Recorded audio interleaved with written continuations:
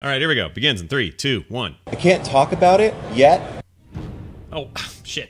Hold on. Damn it. That did not go how it was supposed to go. Let's try that again. 3, 2, 1. I can't talk about it yet.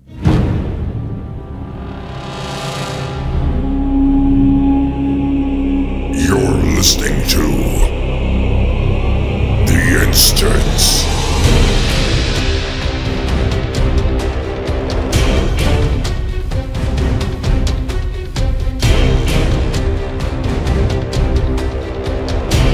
Hello, everybody. Welcome back to The Instance. This is The Instance, episode 422. It is Friday, August 14th, 2015. I'm Scott Johnson. I'm joined today by not Patrick from France. Hi, Patrick.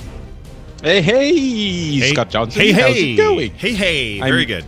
Apparently, people like it when we do different things, so I'm trying to be different today. So hey is the new really. Is that what you're telling me? Actually, hey is the way you say hello in Finland when you speak Swedish, and I'm guessing in Sweden as well. Yeah, probably. That makes sense to me. Hey, also with us, we have the Terpster, Mark the Terpster Turpin. We have me. Wow, that was quite an introduction, Scott. Exactly, I know. You built it up too much, Scott. Let me think of something new. No, I got nothing. Hang on. You could say like Ledick. Well, I'll do a blizzard. And what I'll do is I'll just take something I said ages ago and say it again now, but people are nostalgic about the time I said it before, and so they really enjoy how I see it now. So what you might be referring to a little bit is there was a lot of hoo-ha at the Q&A portion thing at Gamescom last week about people being very distressed. I think what people didn't understand, though, people thought Q&A meant questions and answers, not question and answer. I think it was just there was nothing to it. It was ridiculous. Yeah. It was poorly communicated by Blizzard. It almost feels as if the European team lost someone who could help shape that message and flag up on the Warcraft franchise. You mean? Yeah, exactly. Particularly, I'd say. Yeah, isn't it? It's up to them. It was on them to make that a good thing, right? Like the European team, it was squarely on their backs to have that responsibility, right? Patrick, you can speak to this a little bit. I would guess so. Usually the EU team is in charge of the communication for Gamescom because it's a European event, as people know. But it's super difficult to get all of this right, and you have to the devs and everyone has acknowledged that there were expectations set that shouldn't have been set that way.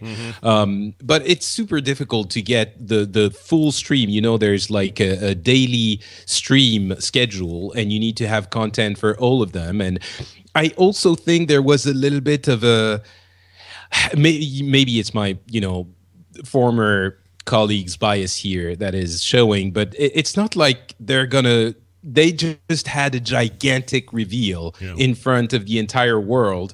It's not like they're going to keep the juicy information for that 2 days later stream in the middle of the evening that a fraction of the people are going to be watching. But yeah, I understand. It's not about the live, it's about what comes from that. And I think this was instead of BlizzCon. Like this announcement, any other year, any other WoW expansion would have been at BlizzCon. And if all they said at BlizzCon was on that panel, people would be like, really? Is that it? Especially if they said we're going to say more, which they did say. Yeah, they did. I think equally, when you look at the interviews they gave to the press and influencers out there, they did say a lot more. And to be honest with you, I mean, like Shin and Duncan from the Ogscast did a great interview with Tom Chilton, but I would have much rather that Tom Chilton who's said biased now? Nothing. Well, exactly. But I would have much rather that Chilton had said nothing to them and instead had said exactly what he said to them as the Q&A. Yeah. Because there was loads of new information. It was loads of interesting stuff. And it showed that they were happy to talk about further elements of the game, but they just didn't in that big, accessible public moment. Right. And that, to me, just feels a bit like they dropped the ball. Right. Yeah, I mean, for sure, there was such a strong reaction for the community that something went wrong in that, process. But you have a series of 2 days were left for interviews at Gamescom, and people were going to be asked all of the questions, obviously, and it's not like they wouldn't answer the questions. So really, for people, I think in a way, it's course a they good would. It's problem Blizzard. to have. Right. Well, I think but I that's think a it's really a good problem to have. I think that's a because- really good question. It's something we've talked about ourselves on the team. We can't talk about anything at the moment. can't but, talk about yeah, it I think that's yet. a great point. Yeah. No, but okay. But what I mean is, it's a problem that people had when they really poured through all of the information that was being released through lots of different interviews over the 2 days that followed the initial announcement. And, all of it was summarized on MMO Champion. So, of course, if you read all of this, it was relatively easy. But if you read all of this, there wasn't much new information left. But, it's just... That's the case of those are the people who were unhappy with that Q&A, and admittedly it was almost everyone who said anything But about it. I don't think that Q&A started off as all of that information, and then each time a press asked a question, they struck it off a list saying, "Oh, we can't do that one now. That's been done." I think No, but they from the talked about get-go, some of those that things. They talked but that about was some a of those bad things Q&A. during the Q&A. That was a bad Q&A. No, Yeah, it was nobody. I think anyone would deny that. But what I think it's actually a simple combination of a couple of things. It's devs on a stage in front of a live stream, which is potentially hundreds of thousands of people, and in front of a crowd that is at a very public event, maybe one of the most important, undoubtedly one of the most important gaming events of the year now, year over year, and they clam up there. And I don't mean they're nervous. I mean they go immediately into PR mode and go, oh, if I say this, what if I end up saying that? And I shouldn't say that, so I just won't say anything, and we'll try to control this and only have one question. But then when they get in a nice, comfortable dev seat or a nice, comfortable interview seat, and the interviewers are giving them very nice questions and they're kind of easing him into things, they open up a little bit more because there's not 100,000 people watching them do it. Don't you think?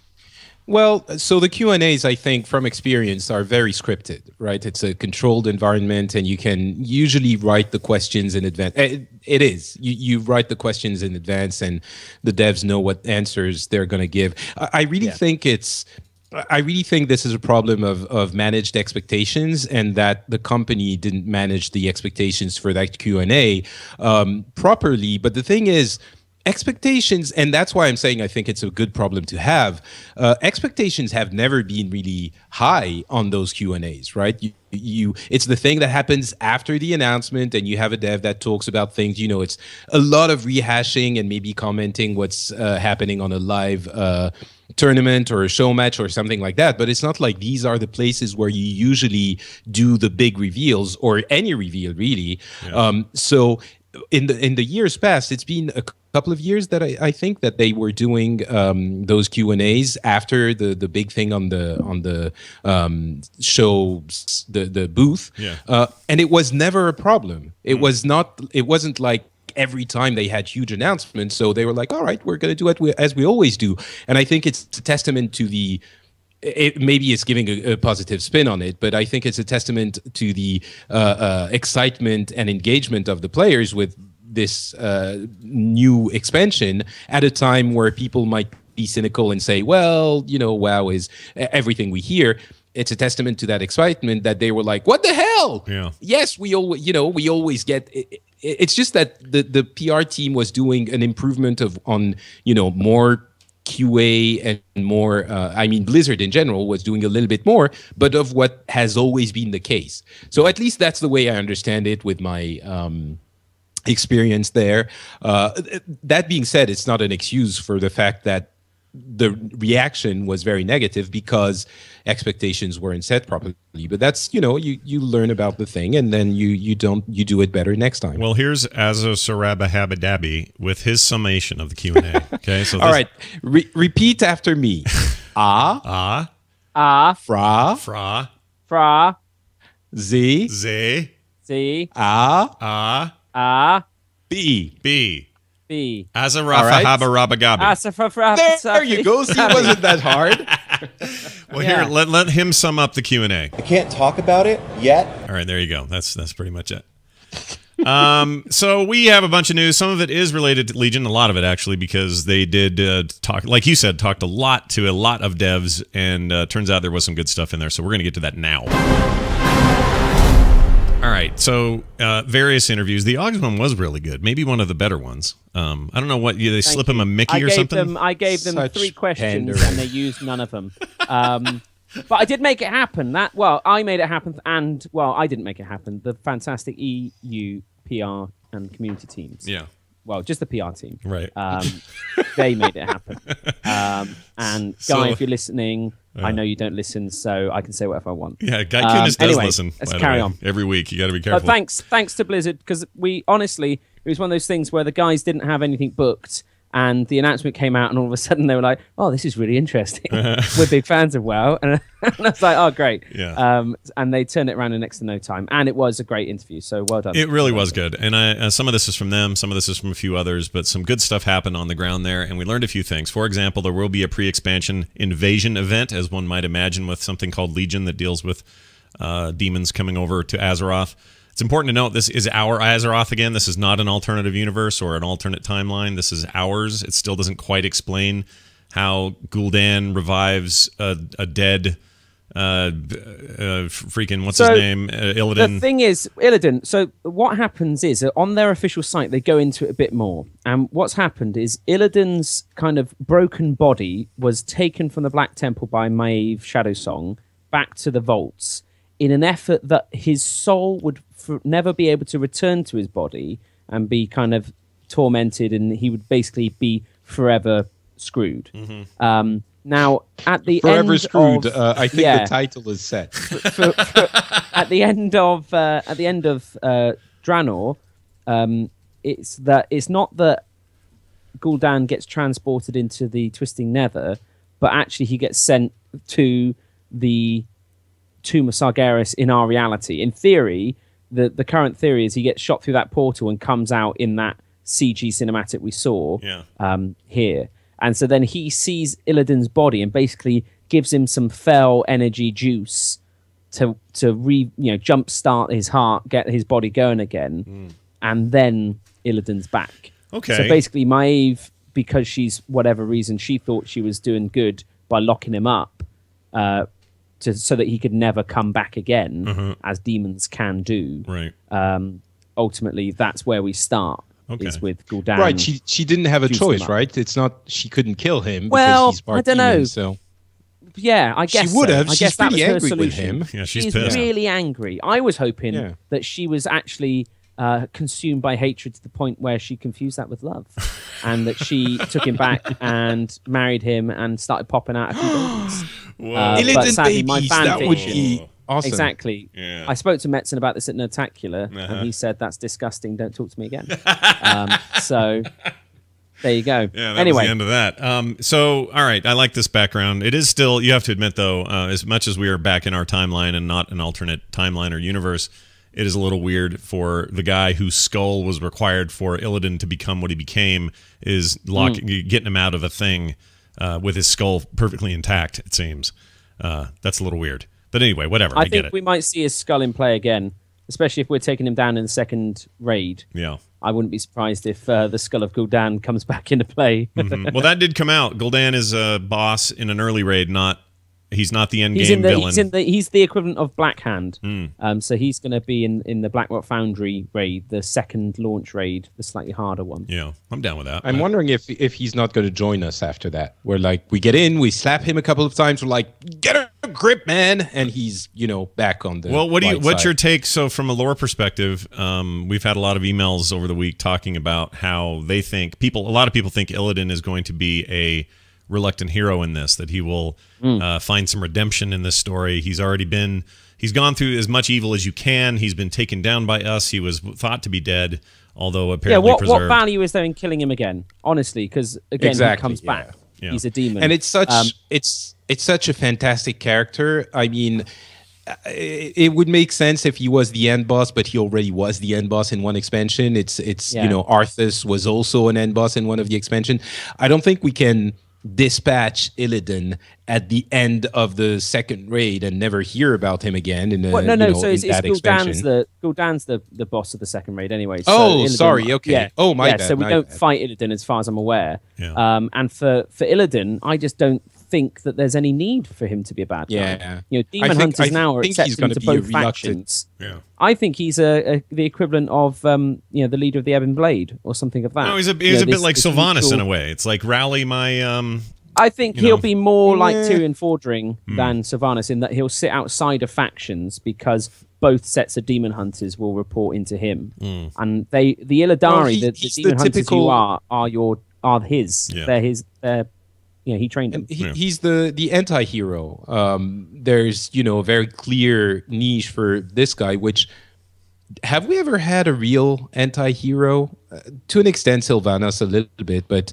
I don't know. Even Fordring, he wasn't an anti-hero. He was outside of both factions, but he wasn't. Yeah, but no, he was upright, straight down the middle, a hero. Yeah, exactly. I don't think so. You could argue Grom Hellscream ended up that way in this expansion in a way. Well, no, he ends up a hero. Period. He's good in the end. But I wouldn't even say that. I wouldn't say that. What does Grom do that's heroic? Not really heroic, but he has a turn at the end. He gets defeated by Gul'dan. He gets like mutinied against, and at the end is all like, "We're free!" And it's exactly. We're free, and he's with Irel. He's with Irel, and they're gonna rebuild Draenor, and they're our pals now. We're all friends, and we're like, yay, let's Draenor is cool. You're cool. We're all cool. We're all friends. I mean, the only thing he didn't. The only thing he didn't do is Illidan's story. Is incredibly tragic. I mean, he's the guy that keeps trying to do the right thing through his entire life, and every time he gets screwed in the worst possible way. Every time, but he's at his heart. He's at his core. He wants to do the right thing, but he just either messes it up or everyone doesn't understand what he wants to do and imprisons him for 10,000 years. And he's very different from the other heroes we've had in the Warcraft lore, I think. Well, it'll be interesting to see how they position him. I agree that the fact that we are going to be able to make demon hunters and that they will fight on the side of Alliance and Horde armies, and the idea that we would report to Illidan perhaps as our great class guild leader man dude makes perfect sense to me. It really does. And so I think everybody thinking he's the villain of this new expansion is up in the night and are smoking the crack. I think that he's going to be something very different this time around, and he'll stick around. So there's that. So this invasion will happen all over Azeroth, new demons, new engines of war, all kinds of stuff popping out of portals. So we'll see a lot of this leading up to the launch of the expansion, and players will have demon invasions they'll need to fight against right before the launch as well. So actual content stuff to do. I don't know if it'll be bigger or smaller than the little bit of lead up they did before Warlords. That ended up being kind of small and dainty in my opinion. I didn't like it as much. I thought it was a little... I don't know. It was not. It was a couple of quests, and that was it. Yeah. In this one, I think I heard it's going to be all over Azeroth, or at least in a few different places. It's not going to be just one place where you go and you do the quests and you're done. Yeah, feels a little like Plague in pre-Wrath. That was definitely the best one. Yeah, I agree. Although at the time, if you recall, a lot of people complained about that thing because a lot of people didn't want to participate. If you got touched by somebody or whatever, you got the plague, and then you turn into a thing. And those people were idiots, Scott. Right? Actually, this gives me the opportunity to note something about that forever, psychological state where people dislike something when it's here and then remember it super fondly afterwards. Have you guys seen how much love has been thrown towards Mists of Pandaria in the recent few days? It's incredible. People are like, oh, Mists was so cool with this and that. And I don't know if you guys remember, but when it was out, when it was being played, when it was current, Panda. Oh my God. They hated it. People really hated it. And that has been the clearest example, I think, in the lifetime of WoW, that people actually have weird, fond memories of things past and idealize things. Yeah, there's some Pandaria. Yeah. Do you like Mist, Stills? Do you look back on it and think it's amazing? I love Mist, I really did. He has appeared out of the mist. mist. Do you love it more now than you did then? Speaking of the mists, he just popped right out of them. That's amazing. All right. Yes, exactly. I'm like a panda ninja. I just come out of nowhere. Dills has been Don't away do the for voice, 2 Dills. Don't do the episodes. voice. I think we should make this episode Dills-tastic and get him everything that he ever wanted. And actually, have me give my opinion on things. I have no idea what you guys were talking about. I literally just walked in. Literally walked We in haven't right. really talked about anything. Yeah. Oh, okay. Cool. No, we talked about So it's a standard what instance episode. Yeah. what I was saying was the best Yo Mama wild joke ever told, and that's your mama is so fat she level capped at 58 because she couldn't fit through the dark portal. Yeah, that's pretty good. It's not bad. Also, you say That's not bad. you guys say mama. We say mama here, but that's fine. Or your Yeah. mom. Your mom Yeah, is it's so Yo fat. Mama I jokes. Frenchified it. I There it's Frenchified Yo it. Mama jokes. Yeah. Yo mama jokes. Mon mère. So if wait, the other way to say it is Le dick. there you go. All right. Le dick. What else? Hey, Did I say that? wait. I don't even remember saying that. You I did say called it. fucking shenanigans on that. That's By the ridiculous. way, I think he never just said that. insulted your mom, Terps. I might you have. know that clip you have, Scott, of Terpster laughing. Yeah. You actually pulled that from the very first episode me and Terpster ever did. Oh, You know really? that? Is that what that's Yeah. from? This one? Play that. Yes. Is it that one? That's from episode 218, and I realized this because last night, someone had asked me about it on Twitter, like, when was the first time you were on the instance? And I was like, oh, I don't really know, and I looked it up. Yeah. And then last night on my stream, I played a little bit of that episode, Yeah. and that laugh happens like right That at the was it. beginning, There you go. Weird. and now it's still here. Yeah, it's today. still here. Never Yeah. never left. Forever. That was like 4 years ago. Yeah, 5 it years was a ago. while. Think about that, you guys. We have been Wow, doing. 5 years, dude. Yeah, that's That was crazy. 2011. Yeah. Well, the show's almost 10. It's just about to kill me. I feel like an old man here talking about it. Well, anyway, we were as far as sort of we got past all this We got to the first- demon. the first point. Yeah, we're about halfway through all that stuff. I did want to talk, and it's a good thing you showed up when you did. Where is it? Oh, there's some stuff about the team wanting to do something with Karazhan, which is fine, and whatever. They'll probably revive that and make it a level 110 dungeon or something. But the team isn't sure how matchmaking and the prestige system will interact. This is an actual quote. They can't completely split people up by prestige rank, as that would usually result in longer queue times. Any thoughts from our PvP Meister on how that all looks to you? And everything you've learned from Gamescom, the PvP stuff in general, is there anything we want to say about that now? You know, I want to have a really solid opinion about all this PvP changes, but all I can really say is that it is not good right now, and they realize it, and they're changing it, and that's fine. I'm just happy that they're doing something to it. Yeah. But then, To me, it feels like the PvP of classic WoW. It feels like we're going closer to the original PvP, where there isn't a gear set you have to get. There isn't, all of these additional. Originally, you didn't have any pathways. gear at all. Yeah, like originally it was just you PvP'd in whatever gear you had already, right? And what I feel like they're kind of taking that, and then they're also just going, well, we should have really separated these two aspects of the game from the get-go, and let's just finally go ahead and do that. And that's what it feels like to me. So yeah, getting rid of the whole gear thing, which was fine. I don't think that gear is bad necessarily, but I do agree with them that it makes PvP, like if you think about like heroes, right? Like PvP and heroes, like we're all on an equal playing field, right? Let's get in there and let's fight. Yep. And that's kind of what's lacking right now in WoW PvP is you go in there and you go, well, I can't compete, so never mind, I won't do it. Sure. The problem with the sorry. No, go ahead. The issue, I'm guessing you're still going to be able to get gear through PvPing somehow, because the big issue initially in WoW that this caused was that it forced people who really wanted to do PvP to go do PvE to get the gear that they needed to be competitive.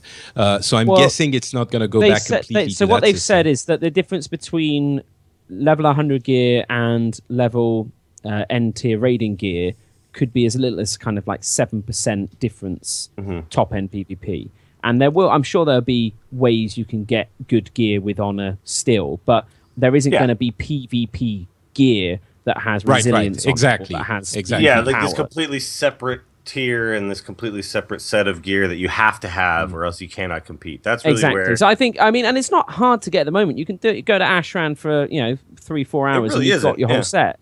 I did and some that's why it Ashran kind of last feels night. pointless. Yeah. And To I me, did it some kind of Ashran feels last night. like I got 3 or 4 boxes within like an hour of playing and got a few pieces of gear that were actually like decent. but I felt like I was underpowered compared to some other people. And I also felt like I wasn't really having a good time. So there's definitely a problem, Like I just felt like I had to be there if I wanted to compete in the future. Sure.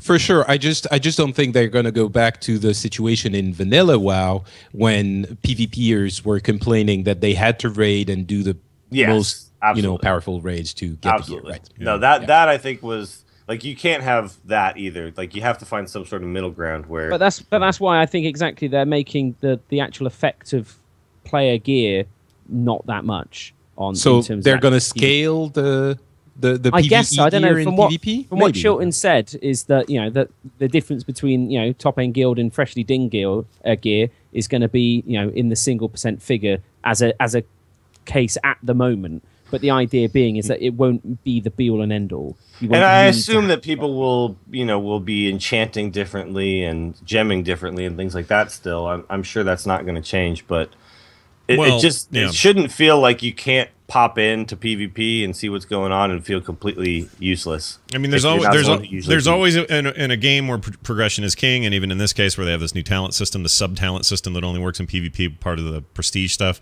That stuff is going to still be min-maxed as to however the community figures out the best way to do it, but it does still feel to me, as a player who's very once in a while casually popped his head in PvP and sometimes had fun and oftentimes did not, this seems like all the right steps. It's very hard to say how it works in practice, but I like. Well, we're living in a world now where a lot of people are playing MOBAs, and when they think about competitive, like player versus player combat, they don't think of it being like, well, you should have earned some stuff by now to get in here. Yeah. Like you want to think more of like a skill based competition where if I'm good, then I can come in and I can be good. Sure. And maybe they're going to make it. They're going to make it so that gear really doesn't matter. But even the 7%, and I saw that same answer, Mark. Even that 7%, I think for the hardcore, arena players who really want to do and there will be ways to spend honor to get that same gear, though. Probably. But that gear won't you won't need that gear day one to get in there to compete. That's the important thing. Is they're making PvP accessible, whilst at the same time, the fact that you can prestige means that the talents are just going to be something that you can pick up. They're useful, but they're not the be all and end all. I like the idea of how PvP is shaping up. It seems, like I said, far less daunting and far more down to the player, not the character.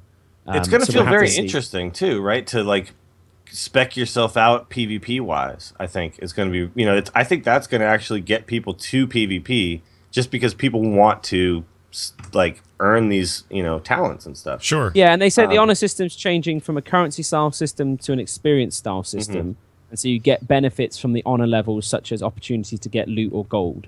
So I think just as you level up your honor, you'll get, a helm or a chest piece, just as you would from questing. So you will get gear, but just from PvPing. Well, there's a microcosmic version of this in Heroes, and we keep using Heroes as the example, but I do think there's some of this is being informed by that. But in Heroes, when you are just starting in the game and you don't have a high character level yet. I think it's level 30 in Dills. I may have that wrong, but at level 30, you don't have to worry about piecemealing out the talents until you hit level 4 or 5 character levels. Oh yeah, okay. So heroes individually can level up in Heroes of the Storm, and then you have a account level. Correct. Right? Correct. And once you're level 30 on your account, then you don't have to. Only use the first 2 talents on each whatever. Yeah, and only one ultimate is available to you or whatever, and they unlock it all. But what's interesting about that early progression in that game is that you do have this piecemeal thing that drives you to get to level 4 or 5, or whatever it is, so you can unlock everything. This to me feels a bit like that, and in a good way. Well, so I think the key difference there's going to be between that new PvP system and the one now is going to be all of what you guys discussed, but mostly the fact that you don't need to perform better than someone else to get all the gear you want. You just need to play longer. You just need to participate. Exactly. You need to participate, and maybe someone else is going to get the things faster, but it's not like they're out of your reach. And I think that's really the key. It means that it's a lot more inclusive, and every time you're going to play, you're going to get something towards that ultimate goal. I guess the honor system kind of functions this way. It does currently, but there's that ultimate value that you're never going to reach in the competition, which can be good and bad.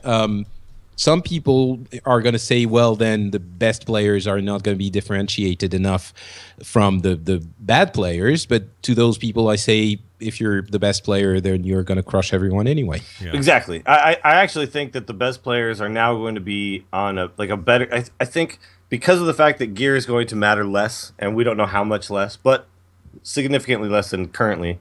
The best players will just be better from the get-go. And so they kind of get what they want, which is just to be better. And we all get what we want, which is to not have this giant hole that we have to dig ourselves out of if we're not as good, right? And or if we haven't won as much, right? Sure. Now, the big question to me still is this going to somehow even out Horde and Alliance within, I don't know. I mean, I know we've got the mercenary thing coming. So that on its own, I don't think so. But yeah, on its own, I don't think so. I mean, not to get back into it, but the entire discussion about the racials, you definitely convinced me that it's a contributing factor. And if the racials are not going away, I think that's still going to be an issue. But there is balancing that can be done, and people have made lots of, like, Twitter has blown up, and Patrick and me, we know all about this now. We know the ins and outs now of all these issues. But the racials are still going to be an issue, and I don't know what they're going to do about it. But if the gear, works maybe correctly, they're going to be, then it does. Maybe they're going to put the talents. They're going to balance it with the talents. Maybe there's going to be an equivalent to every man for himself in the talent system, and then if everyone has it, then it's a non-issue. I think really the issue has just been that this one particular race has this one really good talent for one specific type of game. And a nice way to balance that is just to put something else in that tree so the humans don't feel like they can just pick the other talent and everyone else picks that one. Sure. If they share a cooldown, there's no benefit to pick them both if you're a human. I did see, though, that the one of the talents essentially is the trinket. Did you guys see that? Like, it's one of the first talents you could get. Yeah. I mean, as to if that is, but that would make sense though, because that was the first piece of gear you used to get, and that makes sense that they would reward that. They see that being a useful utility and to teach a player about using your trinket as an active ability. I think again the whole thing reeks of like just amazing. I don't know. It just feels to me like Diablo, like what they did when they had runes and the skill tree, and when you see the interface, I don't know. It just feels like D3 coming to WoW a bit more, and that I kind of excited. It is a little Rooney, isn't it? I hadn't thought about that. Yeah, a little bit. Yeah. And that with the prestige, the fact that prestige not account wide is a little bit like, I'd kind of like that if I was 50 prestige. I'd like to be that across all my characters. Yeah. But maybe it is because it is in D3 and they know how useful that is. Yeah. It's just a question of what happens when you reset a prestige. I think if your prestige number carried across account wide and your actual XP on a level was character by character, so I'd be okay with that. So I level up to 50 on a dude. Yeah, but in Diablo 3 and that's how Paragon works in Diablo. PvE. But it's PvE. In PvP, if you master the hell out of your hunter, and then you jump to your priest and you're prestige 50 and you have no idea how to heal, it's not a big deal. It's not a big problem. No, I understand. It's funny. It's just because it's such a big grind. It's a training mechanism to force you to earn some stuff on every character. But I don't think Blizzard's the sort of company that would be putting in a feature like this so that people could turn around and say, looking for 2v2 group must be prestige level 50. Though maybe that's just an unavoidable outcome. That's going to happen. I mean, that's just going to happen. If right now, if you want to play some rated battlegrounds, everyone talks about your arena rating, all this. It's just part of the someone will find a way to gatekeep people. Yeah. There's no other way. But maybe you'll get your prestige over all your characters who have at least reached prestige 1. Yeah. Sure, And maybe once you unlock that's- the first, because what it's like, you unlock like the first 6 talents, and then you slowly unlock like the next set of 6, and then the next set.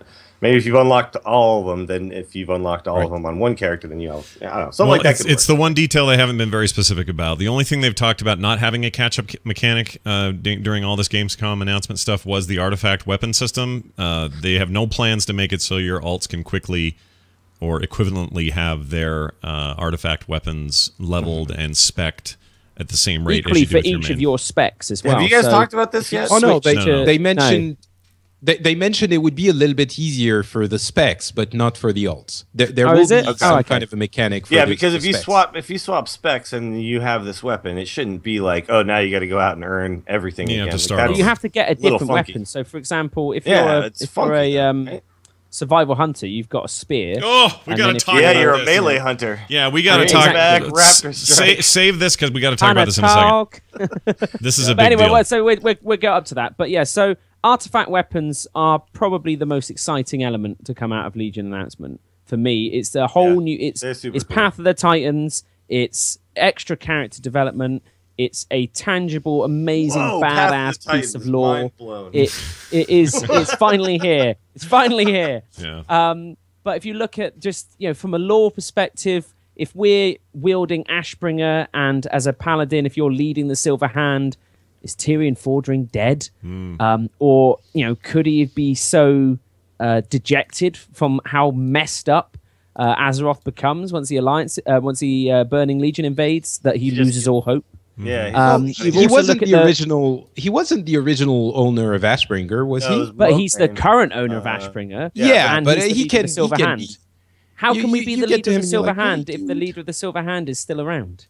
Well, That's maybe the thing he, is I he kind of- makes you the leader of the Silver Hand. Maybe he does, but I don't think he's that much of an old man, and I don't think there's that much of a such a massive thing coming to Azeroth as the biggest Legion invasion ever for him to go like. And he's "Well, like, actually, I "Okay, I should quit. probably Go yeah, ahead." yeah. I tell you what, you're like, now "By the the way, leader. guys, Okay, I've had enough." here's my sword. Hey, Let's do this, but we maybe- collect maybe he's Ashbringer French. from the shores. It's fallen, and so Tyrion's dead. And I mean, it was confirmed in Hearthstone. If you look at the card text, it's a death rattle. You equip Ashbringer, so a good it makes point. sense. But it's So- not. It's not like you're the nobody that comes out of nowhere. By the time you're level 100, you've defeated I've pretty done- much I'm one of every the- bad guy. exactly, You're yeah. you're the most heroic, but that's the thing, legendary so then- hero there is in Azeroth. Of course, there's Doomhammer. So 5 where are we million getting next to you. Doomhammer but- from? Are we going to go to Draenor and get alternate version Doomhammer? Is Thrall going to die? Well- Is he going to hang up I his feel like hammer Thrall's now? going Do to you like hang up to have it? the Doom Hammer. Yeah, that's what I But think. I He's- think, but But I think why? I think you're The right. Legion's Tyrion's here. going to die. Why wouldn't he? Why wouldn't these biggest heroes of character? Yeah. Why wouldn't they be up front? As big deals as we are, why are they saying like, no, you use this? Because No, but that's it's the better? thing. We That's are always happened in we are Warcraft, huge though. deals. We are enormous deals. We're Yeah, I of don't know course- if you know this, Terpster, but Well, I don't realize, exactly. but- I am just feeling that there are so many bombshells to drop when it comes to characters, when it comes to the real loadout, and I mean this will feed into a later story we've got about what's happened once StarCraft 2's done. But it does mean like if we start losing characters in Warcraft and Not we to lose the them. players are more, it's just You know I what? don't know. You know what, Mark? You know what the first tenet of Blizzard is? It's not lore first. It's gameplay first. It's all about the gameplay. That's all that. No, but I can matters give you in 100 me. examples of when Blizzard doesn't go by its tenants. So I mean that's fine. I get that, but what I'm saying is that the artifact weapons are huge. They are the biggest thing to happen in by the gameplay fact- and by the in lore way- and in character development and everything. What were you gonna Did say, you guys Patrick? notice that? Did you remember that artifacts was actually a category, a rarity of weapons back in vanilla, above in legend. the beta? Yeah. Yeah. It was the one thing above legendary, and for the first red 5 ones. years, everyone was asking, "So, are we ever going to get artifact weapons or artifact rarity gear?" And they were like, "No, maybe." But it's like I realized it a few days ago, and I was like, Yeah, they finally did it. They're blowing your mind. They're giving you Path of Titans and that all in one nice shiny package, and you didn't even know it. Listen to this, though. This is kind of interesting. This is something I didn't know. I thought you were going to have to be real careful about what path you chose on your weapon, like what skill slots to open, because you were basically, like a lot of games, you were going to do a talent tree, or even like WoW, where in the past anyway, you were kind of locked into a certain set. You only had so many points to spend. Think of it like Civ 5 or something. Not true. You can max the thing out. The path you take can be unique, but if you want to fill out every major or every spec on an artifact weapon, you will be able to do that and unlock everything. So that's nice. I think that's the easiest way to balance it. Is what they've decided is if they give a limited number, then they have to tweak the numbers more.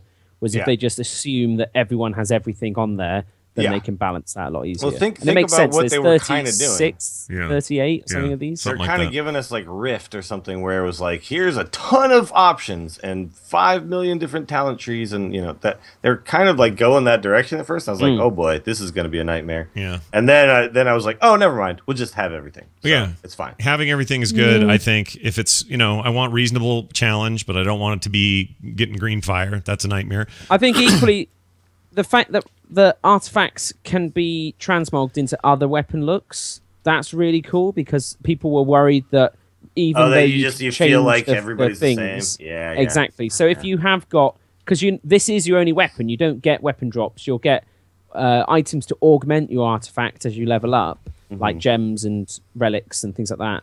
But it could have led to quite a dull visual. It could have, and I'm glad they're doing that, and I hope new transmogs are available, and it isn't just old stuff to choose from. That would be nice, because I do like the newness of a new weapon, but I am beyond excited that every raid I'll be in this expansion, when the boss dies, it isn't me wondering which hunter's going to get that bow, or which whatever's going to get the whatever. You'll still be worried about which hunter's going to get the shoulder piece. No, that's true.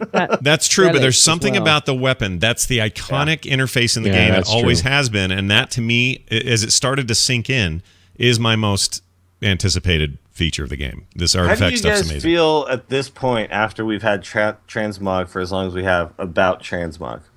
Well, they're meant to be reworking it, aren't they? So now you can make costumes. I've actually heard blowback about it, though, like recently, where people are not happy that it's in the game because of like the fact that when you get a new piece of gear, it's kind of like lost a little bit of impact because you just turn it into something else, like essentially, like the we don't have to, but we don't have to. Yes, no, but it's true. But it's true. Changes, with a change coming in where you're going to have the costume saving feature. Yeah. If you don't have to do it all the way by going awkwardly to a vendor and then doing it, I'd much rather just have it as a UI thing or as a reagent thing. I mean, I like it. I was curious to know if any of you guys had shared that sentiment, because I had heard it around the community a little bit. I just think the interface should be more like Diablo 3's transmog interface. Sure. That's what I want. And I personally it's got to be even better. For me, it just means that my shit gear doesn't look as shit. Yeah, that's true. You can hide the fact that it's got to be raid. It's got to be the wardrobe type thing where you're not going to have to run to your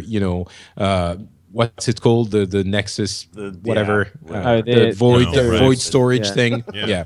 And so that's going to be great. But I also think in that one place. I also think there's another element to this, which actually brings me back to the point about balancing the artifact weapons. I still think it's going to be super hard to balance because there are still 36 different weapons.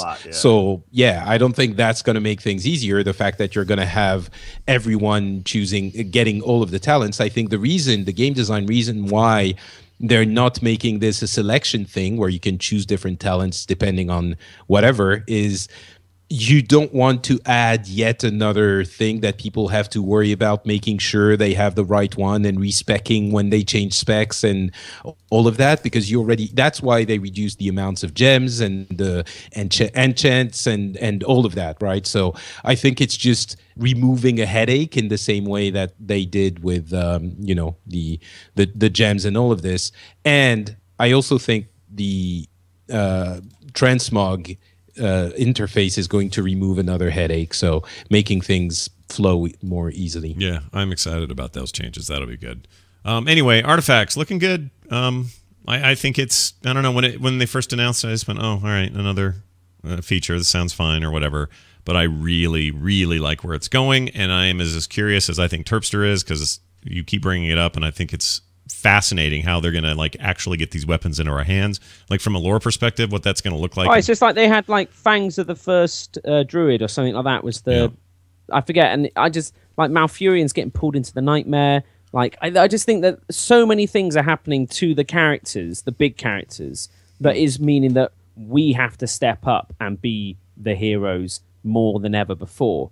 I think some of these, actually, it's though, like we're just we're going to collect 10 pieces rescuing of damsels. metal, and then we have the Well, collect 10 exactly, pieces of for- metal, and now you have Ashbringer. Apparently, for Death Knights, you know, in the years since Arthas has been slain, no people have looked for the shards of Frostmourne, but no one thought to look at the base of his citadel where he was and where he the was first slain. place you'd look, really. Though, You'd think so. You'd think, guys, have we checked on the floor down at, you know, where people, you know, when You know, he like did where he desecrate, died, everyone fell off where the he edge. lived. Yeah, we should check down there. Yeah. So it'd That's be. pretty funny. I'm really looking forward to this in class halls, kind of pushing us out into the world of Warcraft. Yeah. We're back in Azeroth now, so you know, if you're a Death Knight, you go to your iconic place. You're going to do that. Yeah. You're going to find the shards of Frostmourne. You're going to forge them into new blades or new blades, and you are going to be a badass. And I love it. Yeah. I love that. It's going to be exciting. So let's talk quickly about these hunter changes. Survival hunters are now going to be a melee class with a pet going forward. Beast mastery and marksmanship will still be range. Without You a can't pet. just like breeze past that. No, dude. no, I want to. What I'm breezing past is just say, look, beast mastery, marksman. You guys want to shoot stuff? Good, you're all set. But here's the big kicker: is we are. I mean, we were never melee classes. We had melee weapons. That was we had fine. Raptor Strike back in the day. Sure. And we had I think Mongoose initially- something or whatever it Yeah. was. Yeah. What did we have? We had two different melee things. Yeah, there were two things. They You've got to leveled. remember that your epic weapon back in Classic was a bow that changed into a stave. Oh So you had a staff, and that was amazing. That class quest was the best class quest in the game. Taught you how to play a hunter. Totally forgot about that. Jump yeah. shots, trank shots, the works. But the it just became a joke, and then when they after Wrath they took out melee for I think Cataclysm was when they changed that. Well, they did it because every weapon was a hunter weapon, and equally, Greg loved doing that slideshow thing where you got to say, "Gone, gone," you know, and it'd be like, you know, hunter weapons gone, you know, that was great. So they were just trying to think of things they could get rid of. Yeah. I imagine him just going around with like a knife and a gun. Yeah. Gone. Yeah. So I guess I mean Dills and I are the ones that primarily play hunters. How do you feel about the idea of being a viable melee class with? I don't know, man. hunter? They're like, what are they? Oh, I don't know. It's They're weird. gonna have to give us a whole bunch of melee abilities or something, or I guess we're gonna use I'm the current hoping ones one we of have them- from. Yeah. Yeah. I Melee want one of them range? to invoke you stabbing them in the eye with an arrow. Like I want you to like use an arrow as Okay, a I like stabbing, that. like you stab it in and snap it off or something like that, and it does like a dot or something. I still think hunters should have some hunty flavor to them. But you know, you can. I feel like you you're can gonna be like totally- dropping a lot of traps and doing a lot of things from in close type of stuff. I don't know. It's weird, and I don't. It's all What's the survival, so fantasy, that makes though? sense. What's the fantasy? Do we have like a real world equivalent? Is it like a kind of Tarzan kind of thing where I don't know, you wrestle tigers, or what's the Well, maybe- melee hunter fantasy? Maybe we need to see what they do with Rexar in Heroes because he is also a melee hunter in that. Well, game. no, he's actually a warrior. Well, that's what I Rexar. mean. So I guess he's Rex- doing stuff from range, but he's going to be doing like a It's lot weird of. because Rexar's a warrior, but he's a hunter. I don't know. It's like Tyrande is like a hunter, but also a priest. Like Yeah. there's weird stuff. There is weird stuff in there. for But sure. yeah, I mean, I think the pet is going to have a lot to do with your damage, and you're maybe like going to be doing stuff like interacting with your pet, and I don't know. It's kind of cool. It's, maybe you make a fire and kill a small animal and eat it to survive. Like there you go. I like that. It's survival, isn't it? Yeah, You think that survival. maybe You grow should be some doing- berries or something like that. I You feel can like a cultivate survival the hunter land. should be more of like a supporty type, like a class that does utility things, not really like the top DPS. Like I feel like Probably. if you're top DPS, you should be marksman, right? Yeah. Like a dude standing No, back but and that's- just blasting everybody with a bunch Yeah, of but arrows and they're stuff. not gonna have some specs being I better know. DPS than others. It's, But if you think about what survival was, like you remember the time when you could like double trap and all that stuff, and Oh, yeah. survival was like the spec you chose if you wanted to be utility for your raid. Yeah. Like, Solo I stuff can as well. trap 2 things. Well, maybe That's they'll pretty huge, maybe you know? they'll drop some of the, so they've got the diminishing return stuff they put in not long ago for Yeah. traps, and not just traps but other people's CNC, and it would be interesting to see if like he can surmount some of that stuff, still maintain high DPS, but do things that are, I mean, I'm all for playing the game differently. I don't, I'm all for just not hitting my top 4 rotations and occasionally popping whatever. It'd be nice to do something new.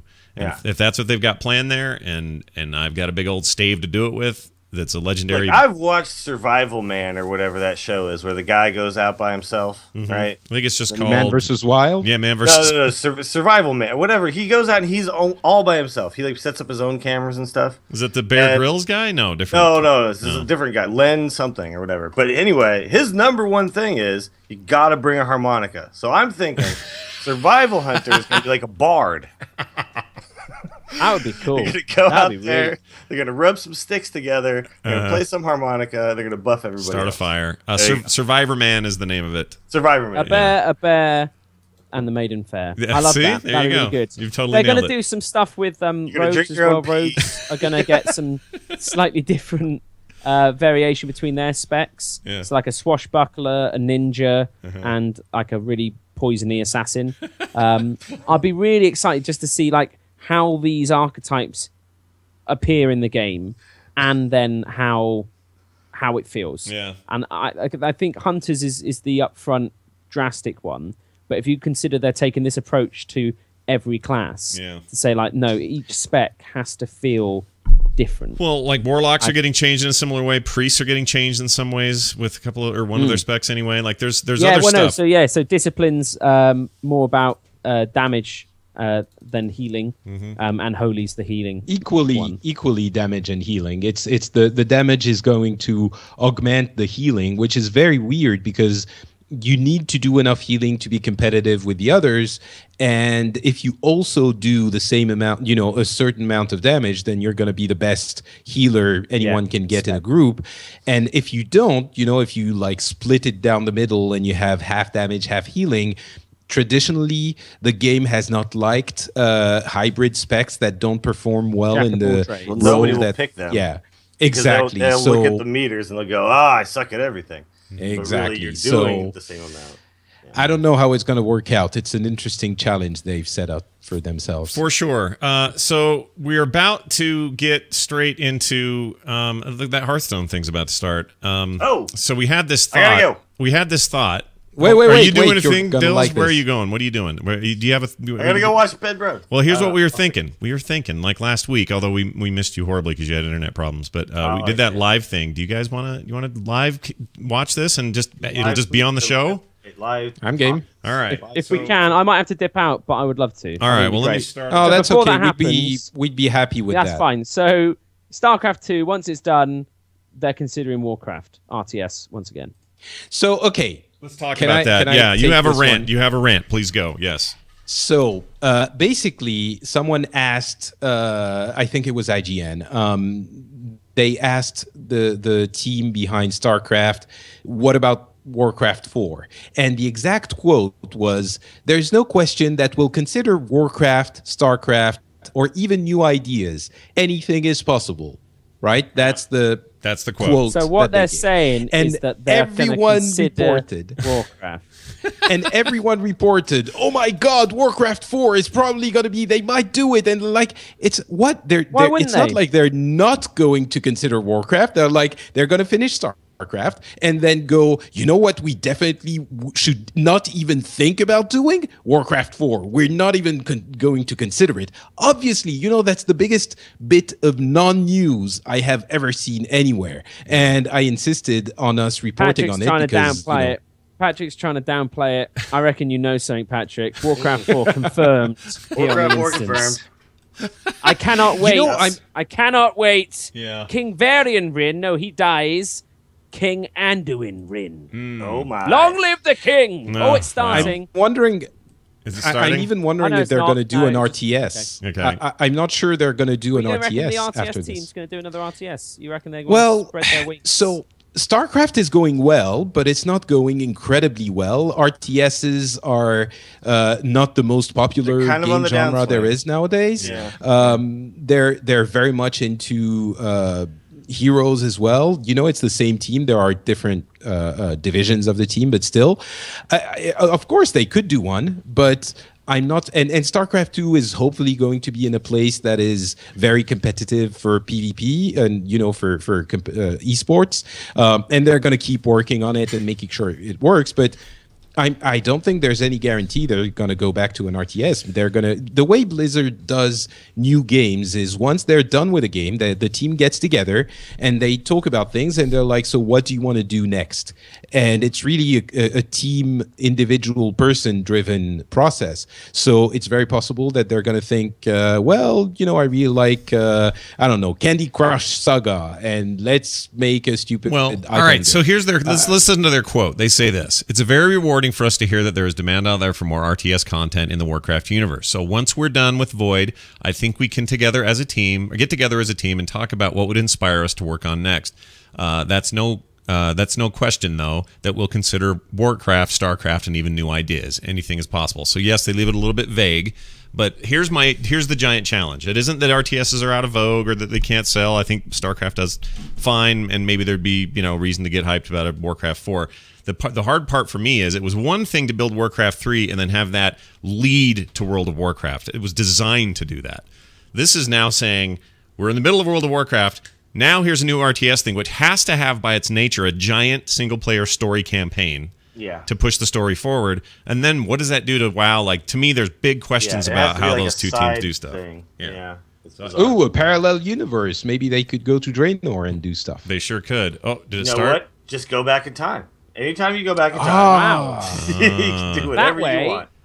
Anyone who's dead can come back. Uh-huh. Yeah. That'd be cool. Yeah. We Death had don't like matter. I don't know, like Kalfas or like Illidan or Grom. Yeah. By the way, Anyone do you- who we thought that would be cool. Yeah. Do you guys think that Bolvar is going to be something at some point again?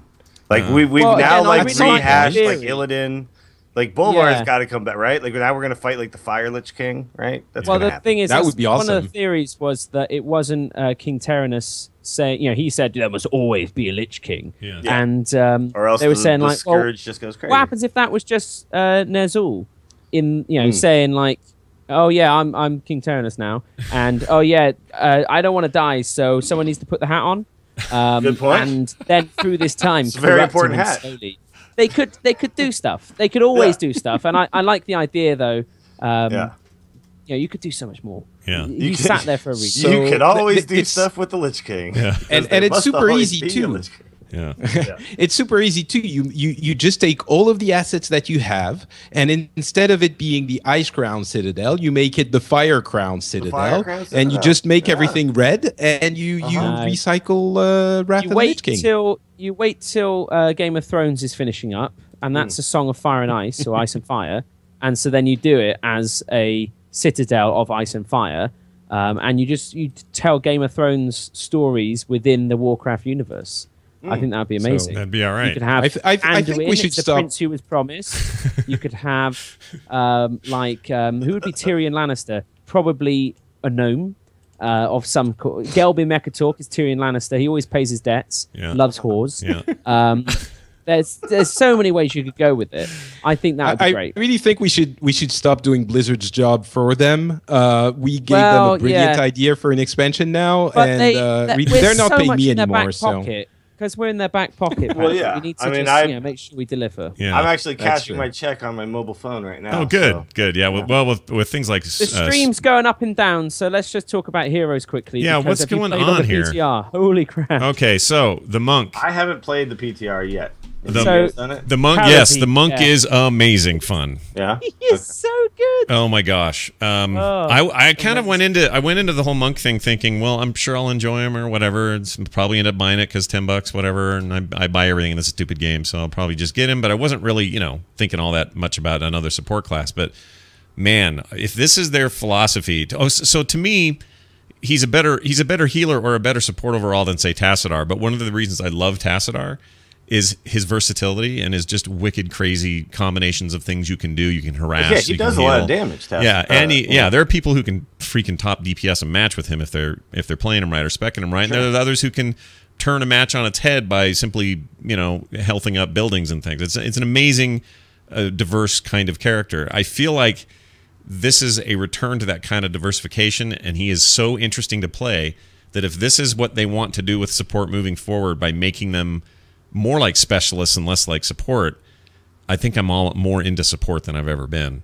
Yeah, he's great. Can you explain how it works? Because I'm not sure everyone knows, and I'm not 100% sure how it works. So the trait system, except for the fact you can choose for your trait. Sure. The trait system is probably the most unique thing about him. You choose it before the match, before any match. Wait, isn't that like your level 1 talent? Your level 1 talent is to kind of select like what kind of monk you are, right? Yeah, that's what it is. Correct. Yes. So you choose one of those 3, and the 3, depending on which one you choose. Now my memory fails on the names, but depending on which one you choose says a lot more about what you're specializing in. One is like healing, one is damage, and one is like mana regen. Correct. Essentially. Yeah. So it's kind of. I mean, honestly, it sort of stands just in the place of any other sort of talent selection, but it seems more substantial because you're like choosing a life choice, kind of. Yeah. You're making a big decision on what you're going to be doing as the battle goes on. But his ultimates and the choices between, or heroics rather, between those 2 heroics I have a hard time knowing which one I'd prefer. I think the one I want is that multi-strike kick thing. I think you have to take the 7-hand strike. Yeah, was it 7-handed strike? Is that what it is? Something like that. 7 something. You hit 7 times. Yeah. And you do 7% of people's 7-sided strike. But you do 7% of people's health with each strike, and you always hit the guy with the most health. Yeah. So essentially, you just do a bunch of you essentially like start a team fight by softening everybody. Yeah. Which is pretty. But sweet. do you get? Doesn't your first talent? So your first talent, you choose it, but then it doesn't determine what you do with your other talents. I mean, it doesn't determine your other talents. It's not like 2 completely or 3 completely separate trees, right? No, it doesn't make a separate tree, but it does. It does inform your decisions after that, like in a big way. I think. Right. It's pretty neat.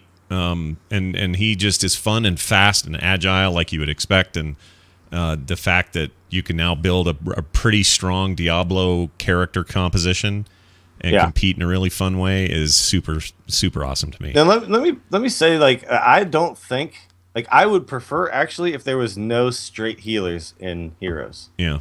Because like when you have like characters like Lily and stuff, or say Malfurion, who just kind of only heal. My name is Ben Bro. It's actually kind of a negative, I think. Are you guys hearing Ben Bro? Do you hearing him talk? This is Bro. Yeah, That's right. All right. I am kind of but the thing is with these healers, they're a lot more approachable for beginners. I know that I was very... I see that. Yeah. But I feel like healing is part of what you do. It's a better design for the game overall. In the grand tournament. For sure. Okay. All right. So what are we doing now? We're just watching? I guess we're watching and commentating here.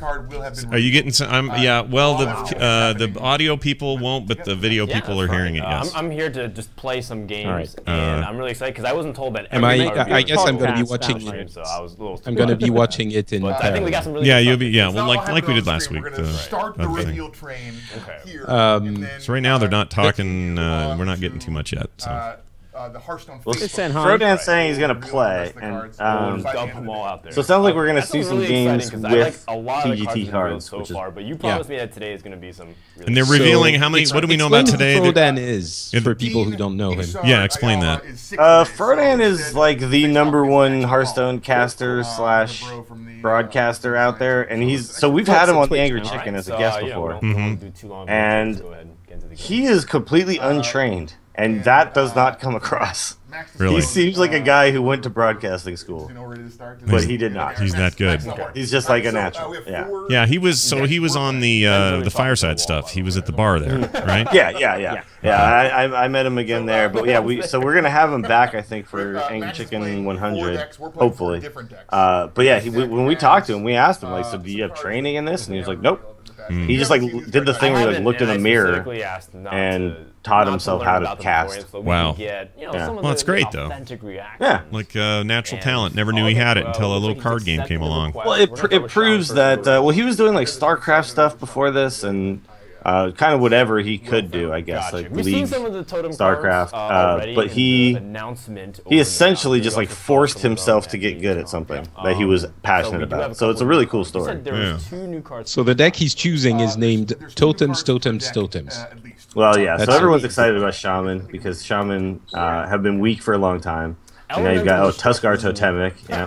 What is this? Deal 4 Deal 4 damage to all minions. Overload 5. Overload 5. What? Christ. But I mean, 4 to 5 damage, such a huge AoE. That's kind of insane. Yeah. This is Well, to all minions though, it's not like Hellfire. It doesn't damage your own face. But I don't dude, know about this, man. That's what? kind of It's a lot of nuts. damage. I mean, It is a lot of damage. So the guy, Kinda so the nuts. one shaman Oh, another card, one! the shaman card they're Oh, most. what is it? 8, Tell me Wait, about- wait, wait. What are you doing? it's exciting. Tell It's- me Which one about is it? tell me about the shaman card that Oh, that crazy one you were talking about the other day, Oh. Dills. Okay, Whenever your 6 hero takes roll.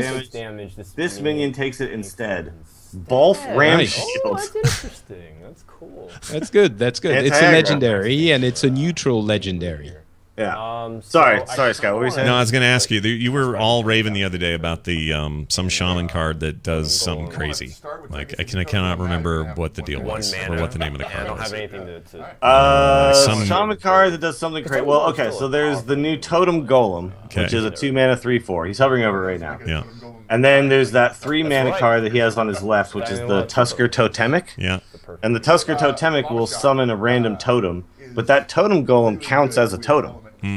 It's a creature, but it's also a totem. Assuming you So can play it the following That's you the thing. can I mean, the actually random make it. totem, Yeah. it's more than just Oh, the you're hero right, you're power. right. So you could I get haven't played a much of Lavashock, admit. you know, the Well, it's flame kinda tongue sticks. totem. Now it's You like, get some I don't wanna amazing play totems out of it. Doesn't wanna get I wish. injured. Is he going to coin it out? I think he should just play Totem Golem. Don't here. judge I me, think that's the internet. best. Yeah.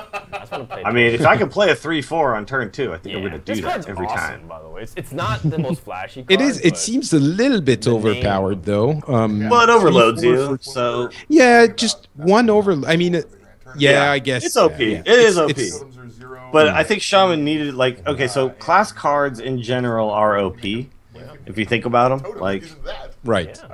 and that's kind of like they're supposed to be. And then you fill out your Let's deck summon with like another these Or a new these card. oh, get another Totem Golem. That's Oh. fine. So who is But he you- playing, by the way? What Somebody kind just of there rogue at are we Blizzard. facing? No, Frodan's playing. Yeah. I don't know who he's playing Yeah, against. he's up against. yeah, he's probably the something CM with at Blizzard. Yeah. I believe this is a pirate. That makes sense. And it looks like it. Oh, okay. Because obviously no one else has access to the build. Right. The new cards. the Although Grand this- Tournament build. Yeah. Sky Sky Captain Claw. Well, so far we haven't seen any new cards come out of this. Oh, there's a new one. Well, there you go, the Buccaneer. Rogue card. Hover. But There you go. There you go. okay, Whenever you equip a weapon, give it +1 attack. Wow. it's a 2-1 for Interesting. one. So this is like That's But it easily turns into a like 3/1 for one on turn Yeah. 2. right? But it works Yeah. in the way that Aggro, especially since you're. I'm guessing And it's a the pirate. rogue hero power affects this card, right? Yes, Because you equip yes. a weapon. right. It So- only happens one time. It's a pirate. 80,000. But also, it's a pirate, That's and we've perfect. been That's exactly asking what I'm for like when are we gonna get more pirates? Yeah. Mhm. Everyone- And it's a cool looking pirate as well. It It looks is. great. Yeah. Well, I don't have any. He looks somewhat Irish. Like terms Or so you Scottish, I like guess. Scottish. anybody who plays a lot of Hearthstone wants to make pirate decks, right? Like Yeah. Yeah. I've always wanted to make an 3/4 actual 1/3. pirate deck that really works, and you just haven't been able to yet. Irish he's not- pirate Oh, is a he's- Pirish. Look at this totemic Gotcha, might value gotcha. here, My- though. Look at that. Oh, My wow. Tuskar Lord as well. Up to He can turn his 1/1 into a 1/3. You're made of wood. That's not bad, but it'll still die to the 5/3. Magic circling you, then you're a totem. Gotcha. Well, this isn't a very good totemic might then. It's not a very good position at all. We don't have anything to play next turn other than. All right, not so great. so I was, Oh, hop- Burgle. Nice. I was really hoping we'd see the new Oh, yeah. background thing here. Oh, okay. This is the. Oh, the the new, new board. yeah. Yeah, Ah. I don't Wasn't know why. that shown? That was shown From my already. class. Well, they I showed think it at that's the just announcement. because they can't select it for this because Wait, it's wait, so wait, random. wait. Well, you'd think it was they'd have control He's of that. aware apparently. that you're his boss. Oh wait, this affects the weapon, not the character. He's under Oh, attack here. okay. It's The really- pirate Gotcha, thing gotcha. gives Yeah. attack to the I weapon. Ew. Okay. And it's throughout, Well, so I it's don't know a if it's a whenever you timing equip a thing. weapon. as long as it's alive. Have we seen anybody play a card yet Let's go ahead and just... and I just missed it just now, where, or maybe they haven't yet, but where they we get that new trait that affects the hero power and all that stuff. We've seen Inspire. It's No, Inspire. not Yeah, yet. yeah. Inspire, Yeah. and we haven't seen a But, Joust. But he's on 5 mana and he's got the 3 mana board clear and a lava shock to clear the overloads. Oh my god. He could So clear that's the a nice board combo, and then lava but shock right after. It's just not really enough on the board to warrant I it. know, this but- you're killing 2 things You know with what? it. We Yeah, it have, doesn't we seem. have Well, Pokemon, so okay, we don't he's have to just worry doing about it for He's just fun. going for it. Yeah. Might as well. And because he doesn't have much more to do. I mean, this. Well, the Why did he other only option get 2? was actually So you know pretty what? Why bad. did he only get 2 with the lava shock? 5 overloads. Because So at lava one shock point only you're goes just Oh, like, it's no, 2. this is- Okay, yeah. This is And like it not clears enough the right. overload because you played with 3 overload, 4 overload. So yeah, he think had this is the most to overloaded just card. do face with that. So. Right. All right. Well, now he's got this 6 stand. Oh, and I love this card. Oh, You okay. can Charged overload hammer. more than you have mana crystals, basically. So, the charge hammer is hammer. a 2/4 weapon for 4 mana, and when the weapon dies, your hero power becomes Gotcha. Okay. deal Well, 2 we're gonna damage draw anywhere, bolt, like Super drop. Mage. So what you want is one of see an these animation. and then like an axe, so you can kill it yourself. So that then you can get your hero. Well, yeah, out. because Expecting a grand entrance. think about what you maybe can like a do shield of once some kind, your or maybe hero like a power link is to that, that and one. you have a weapon equipped. You You can do 2 damage and still hit something with a weapon. It's just So ram you're just shield, like and that super sounds control. pretty glorious. At that point. Super control. Like imagine Oh, no way. like playing that and then Yeah. playing Doomhammer the next turn. You could Oh, deal that'd be sweet. 6 damage as Yeah, you want. both, it's very manly. Do you want to talk about the actually, Diablo we're announcement planning as for- they're doing this? Or yeah, are we just real focused on- quick. There's a new job listing for somebody who has at least 10 years experience in the area of like running an art department or It works for me. It's a little bit of some esports equivalent. work. You've ran the art department at Frog Pants for more than 10 years. Max Surely, is Yeah, another, surely like, this job's for legit me. of a sap. But it surely you can do says that, and you played a hell of a lot of Diablo 3. that's true. I still love that game, so maybe I'm the guy. But they want at least 10 years of that, so and they this want somebody who touring is this intimately through- familiar with the Diablo universe. Some have suggested the idea or floated the idea that this is either a new, well, probably a new expansion is my thinking. But if it's that big of a position so and they this came much with movement combos towards with something this new with Diablo, that maybe it's a whole new game. That Diablo 4 is their big BlizzCon announcement. I don't know. Here's the thing that lends credence to the idea that there's no Diablo 4 in the works immediately, and that would be, or no, leads credence that it could be So, that. I kind of want to get this They've going. only ever done one expansion per But Diablo I know game. Neptulon's the better. So they only had one for Diablo 1. They only But I had kinda wanna play Charge Hammer that and one then for just 2, field. and now we've got Reaper of Souls. If they're consistent, that means one expansion okay, and that's it, and it's off to the next I'm game. gonna do this. And- but I wanna get Charge And not Hammer. waiting That's 14 gonna years. kill his dude. Pretty cool. And it kills the It doesn't do it. Okay. But it could just be that Oh, the guy, I wasn't thinking. the art director on the team is just leaving, and they need to replace him. It's also It possible. totally could be that. Zen Bros Absolutely, it could be distracting. that. It's 2 versus But it is good news either way that they need somebody strong there to keep making rad content for that game. And I'd be fine. That if- it's still alive, and Sure. And I'd be fine with. Well, here's what I want. I don't want another, 13 years between Now the Diablo internet games. will never Yeah, forgive I think me for I think this. Blizzard's done being that company. He got Wind Fury. I don't think they can do that anymore.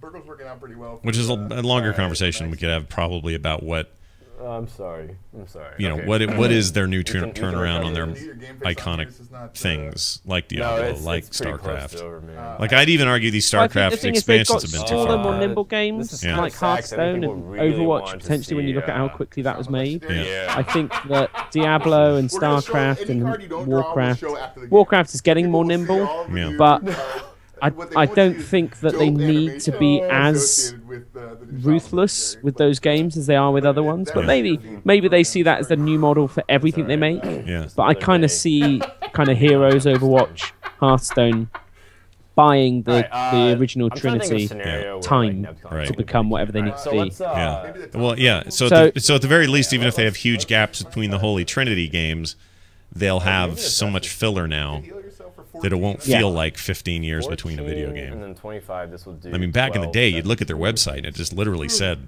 active games, Sounds iffy. It sounds Warcraft like that's the only 2, play I can do. BattleNet edition. Like there was nothing going on, and now it's everything's going on. Yes. All right. It worked. Oh, joust. everything is going Is that our first joust? It was. We got Yeah, it. and he Oh, I healed didn't see. For, I he healed missed for it. 14. Yeah. You won 2-1 All right. on that joust. That's beautiful. Now, Wow. if we win from this That felt position, you should like a major. Well, okay. Well, you guys are always talking to me as the Hearthstone experts in the room about how these are going to make games I longer. think you should vote him. That's what off. that just did.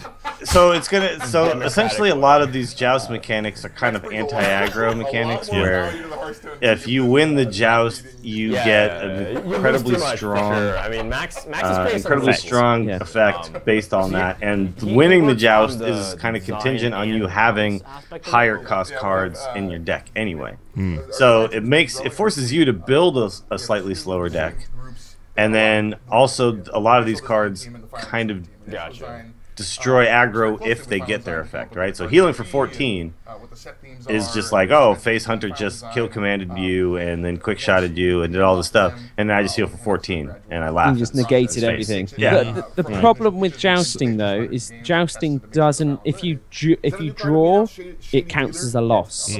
So in even matchups, you're actually less likely to win. So you're only likely to win up against aggro, and then once you're playing against more and more control, people start losing more. It just I don't quite know where it's gonna be. But it's an exciting change. It's going to because, reduce. yeah. It's going to reduce the amount of decks that have lots and lots of smaller minions. Right, that's exactly what it's designed to do. Potentially, Probably, it might yeah. do that, and then they might come back straight after, sort of thing. It depends how the meta shifts and how. Well, much whenever that they sticks. come back, the easy way, I would say, the efficient way of combating them is to have Inspire and Joust. Inspire and Joust, whenever but they, then it's going to Joust- keep them Joust runs the in issue, check. though, Like the Yeah, well, not ship does run its necessarily that course. Joust could render, and then worse if No, you but end I up will show against him who's control. boss. Well, that's, yeah. Of So course. essentially, you'll lose let him have control the last matchups strike. and win aggro. Like you'll win against aggro and lose Exactly. against control. But the fact is like Patrick is saying, if the meta is I could incredibly draw fast, some of then these. you like instantly have a way to Max, counter think it, of the right? So stream. I kind of foresee what's going to happen is like at the reset of the ladder, when everyone plays aggro because they're just trying to rank as fast as they can, Fair enough, fair you enough. could play Joust Game, Max. Game one and goes to you. kind of negate that. And yeah, I was maybe told your that if games I you'll win performed- slower, but your win I was rate told will that make if I up for perform it, well right? enough, Right. So you we have a might way even to be able combat that. Whereas right now, it kind of feels helpless when you just run up against nothing but Face Hunter, and sometimes they just run you over. And even if you build against it, sometimes you just get run over. Well, this will give you a new tool to still no use one's to build beaten against it. Right. I really think it balances the meta in the sense that there's a new card, the Mistcaller, 4/4 for 6 battle cry, give all minions in your hand and deck +1/+1. Whoa! You can do that. Even I know that's crazy. Legendary. So even if you have It's a shaman card. Stat buff. What the Yeah, hell it's is this insane. card? But to buff pretty your insane. deck, You buff I mean, everything. you know, From then on. I've often Buff wondered, your entire especially So this doesn't matter. And New your Zealand. hand. Totems are not in your deck or they always go on about, like, come over here, love. Come on, could you buff my dick? Now finally, the Mistcaller provides that people can buff the dick. Okay, so Yeah. this in to New me Zealand. is again like this pushing is in a direction we've never really tried before. this is super. This is Okay, great. so the only way that this card I think is playable though is if you know that you're going to play most of your deck, Right. right? Wouldn't it be amazing in Ramp Druid though? Like it just kind of Yeah, well, yeah. it's a Card, it's so a it- shaman card. Yeah. Yeah, but so the thing is, it's a 6-mana minion, so probably you're only going to be playing it towards the mid game, and your deck is going to be partly. You're gonna have like 20 cards left in your deck I wanna at see that another point. one. Yeah. Like, something like that. Something But like then, that. like what I'm saying is like you need to then play. Your hand in your deck. I guess you don't have to. Honestly, if you buff like just your hand, cards. Yeah, exactly. It's like you're getting. Depending on how they, Huge yeah, character, if but they Mistcaller nerf getting Patron, was one of maybe the, not. But could you Patron Shaman, where you had 4/4s, Oh my god.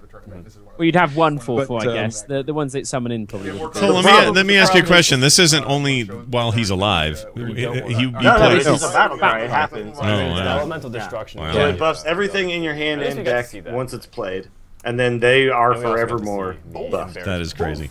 So I guess they're going to be showing That was cool. So- a card for know each deck why, that they're for going to some play. reason I Now thought they're you could starting do with a that. warrior deck. Yeah. So Using with the warrior, using the Magni they got Varian. skin, by the way. Varian is the Varian coolest is legend insane. I've ever Oh, what is seen. that? Here we go. New game. And New cards. Dragon New Warrior. cards. Tournament attack. Battle cry, Tournament you're to holding 10 a dragon, once gain one. one attack mana. and taunt. Better or worse than Kotaku?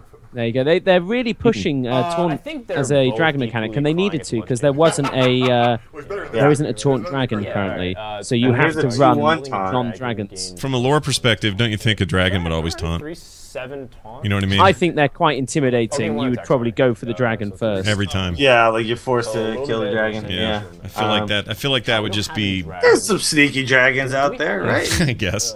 Plus, dragons had tail swipe, didn't they? So if you try to go around them, you'd get knocked Yeah. back. So Yeah. you had to attack them head on. True, true. You think they should all be taunted? But going back to the meta discussion, I think gonna go ahead the and- anti-aggro decks just naturally balance things out, because if you have, as you were saying in the beginning of the month, everyone's going aggro, then it's you know, this it's presumably Joust supposed to and be Inspire good with all Paradise. the- So lots of people are going to start playing it, and you're going to cards see that give them less. yeah, You're going to yeah, see there it less of the aggro decks. It just balances things out. It just naturally and always That's reduces really the good. amount Like, we of killed his aggro Lord decks you Shires, see in the meta. no I think Oh, it's wow. unavoidable. 4-attack That was awesome. Did you see that, Terps? And I got the threat. Yeah, that's holy The crap. bolster card, yeah. Because I was just thinking, like, what a terrible card it is, I and then know, suddenly he got bolster comes screwed out. with Like, the cleric, oh, yeah. that's wow.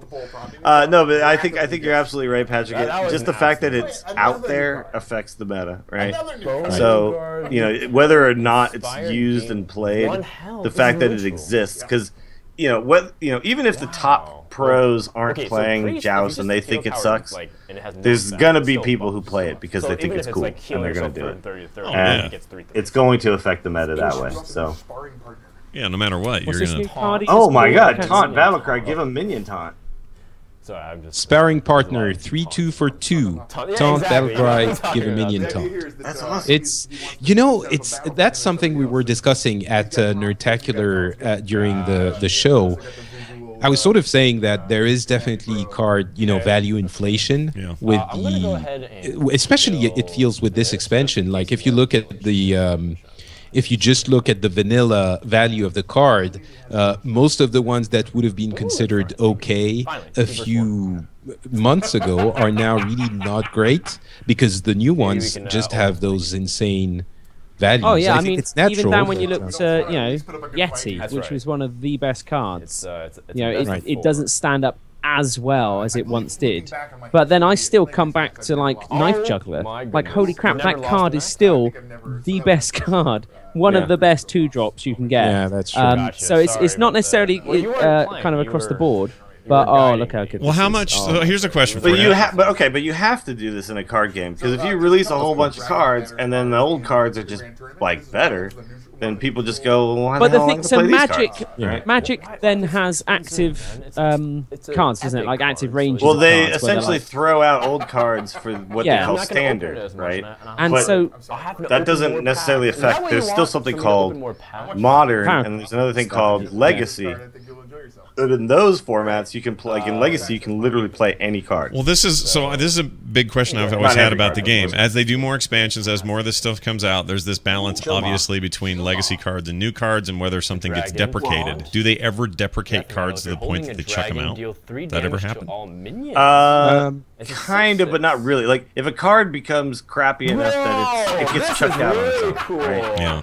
Like just people Oh stop my playing. goodness. Okay. So you don't really have to deal with that. What you have to deal with is you have to deal with cards that are too strong. So like Right, 'cause in it's a Magic, death battle. I first thought it was a the battle example cry, so I is was like, that's the really Black almost Lotus, too strong, right? and I thought death This is a battle card was that's now like banned in in pretty much every format like- because 10 it grand, essentially- isn't it? it's and it's worth a ton of money, yeah, because it was like a limited card, like there wasn't that many of them. And but essentially what it did was it like it's exactly. you know what it was really it was a preparation is what it Assuming was. patience not- You know the card for prep some reason more than prep in Hearthstone. Yeah, next really spell interesting costs to 3 me. less. It gave you It's mana only how you for wanna 0 do a mana, big so it deal essentially with just gave you a bunch of still mana on that turn. really good body. But it turned out in Magic that was like really powerful, and so they've now like banned it. Yeah, And there's like 7. There's like Max is try harding. these 7 cards that are way really too wants to powerful, and play they're like that. banned from everything, kind of thing. Did it ding the? So when they banned it, did that ding the value of the card? People weren't paying as much for it. No, not this card in anyway. But Because because the Yeah, ban, the this card's banning, actually worth a lot. because the but- banning is like, oh, It's a collector's thing. our- Yeah, our you can local- play it, but So you can say like our local comic book / gaming store doesn't allow the tournaments more with that general card use too anymore. is, That's the kind of sometimes banning need you to reach a mean. minion Yeah, okay, Yeah. yeah, on top. yeah. All right. Like if you wanted to Like, play it's almost in projected Legacy, draw. that card you can't play. Okay, that makes sense. But Yeah, but there's I a don't lot of think really powerful anyone- cards still out there. But it's definitely at this point it's a collector's item. I'm just so. curious if Hearthstone ever gets so many expansions, so many cards that they start deprecating, literally removing cards from decks. Well, I think at some point they'll they're have going to to have like to that do a little. something. I could see something like on the theme of Cataclysm happening at some point. Well, that's a great idea. Wait. I love that. That's a great way to. Oh, that's right. This is kinda- So do I get a cover load up. of dust, Now or force- how does that See, I work? don't, That's I the don't big think question, they have to yeah. actually get rid of the card. They just essentially like take it and say this is no longer playable on like arena and ladder. Yeah. But like if Right, I want but to just play they'll my dress buddy, it up. I can play whatever I want. And like so essentially they'll just have to make formats. Yeah. Like Yeah. they do at Magic, you know, where okay, these cards are only now playable in standard ranked format, and all of your collection is still playable if you just want to play your buddy. You know, fine, go for it. But, Or but they'll I think have- they'll dress it up, and there will be a theme. I mean, Yeah, something sure, like right. Cataclysm or something, and it's going to be an event. It's not just going to be, well, now these cards you can't use them here anymore. Tough break, which it's Well, what I mean, it's going to you still have to be deal in with reality. this, But like, if you think about like when Magic first started, they didn't have these problems either, right? The Of course. reason why Magic has these problems is it's a 20-year-old game, you know, and they spend and they release cards, what, 3 times a year? Yeah. Yeah. They, 500 cards at a time. 3-4 times. So, I think we're still that's the very kind of far one of the away from places this starting problem happening in Yes. Hearthstone. We have at least a few years. I think we're You wanna buff Shadow Form, really right? far away from it at this point. And maybe they have a plan already, like, I don't know, doing something weird with the mana, or I don't know. But Well, power creep is just kind of natural because you have these solid integers, right? And there's only so much you can Floating Watcher is do a warlock with, card yeah. where, with if you can't make a Or- 6.5 mana card, and a lot of right? people or said maybe 1,000 that is precursor to the it. Cataclysm. Oh my Introduction God. of decimals. Oh, System, yeah. fractional mana tracking. So this is actually like why like one card is essentially better than another. Like if you think about a card that's 5 mana, if you could make an argument that this card should actually be like 5.5 mana, then that means it's a good 5-drop, right? If and then this other card is like, well, this is if you look at its worth, it's really only worth like 4.5 mana. That card is the bad card. Like, and that's kind of how you Thank you. like that's what makes some cards good and some cards bad, right? Is like their worth is actually slightly over the cost you're paying for it. So if you have a Maybe they deck could, full of cards that are slightly better than the mana cost you're paying for them, then your deck is actually pretty good.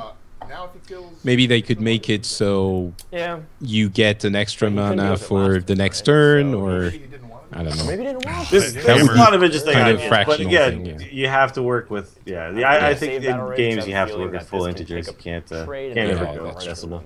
Yeah. down your cards.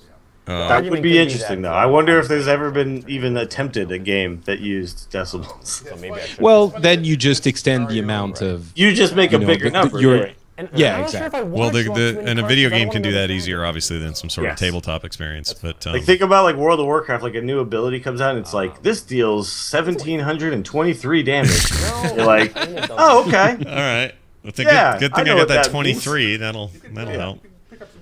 Yeah. So he was he's playing a dragon deck, and he got Alex Straza just when he needed it, and so now he's playing all of his dragons that while holding a dragon in hand, and now he played Alex Straza, and I think he's taking the game. I don't think there's any I think he's If he taking it, yeah. had has, one more like, a mana light though, when he pulled Alex Straza, he had lethal. He had 15 on the board. Yeah. Oh, in the last turn? Yeah, when he had 8 mana. Yeah, well, I think he had 12 on the board actually, but he would have been very close. You could have gotten really Terpster, Yeah, how would right. But if someone it's says they're kind of playing weird a thing, dragon where deck, but they're from New Zealand, how would they say it? They got a dragon deck. Dragon dick. Okay. Yeah, dragon deck. Okay. Yeah. Great. So Everyone needs a good dragon dick. exactly. Sometimes I what is get a this? bit lonely. I go out into the hills and I Whenever you just draw a dragon dick. card, Whenever you draw a card, I just reduce its dragging my cost dick by around. 1. Okay.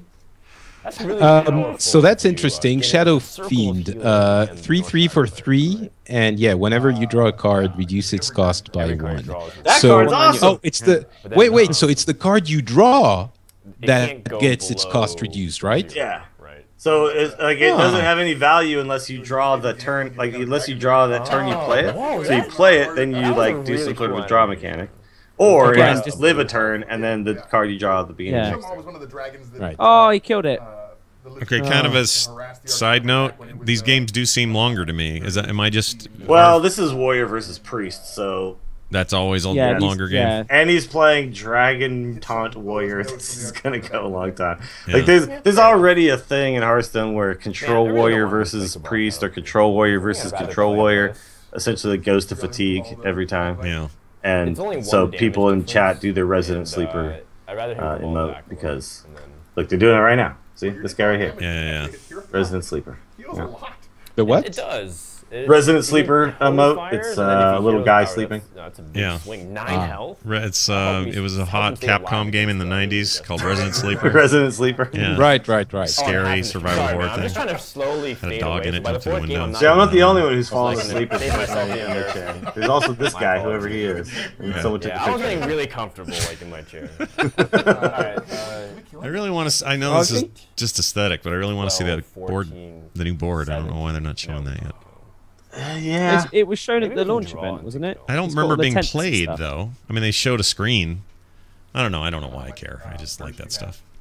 Yeah. So wait, this is the one that's going to give... Oh, that one, if I have a dragon, it gains +1 and has charge. So you better play that while you still have a dragon in your hand, yo. Straight up. Come on, Frodan.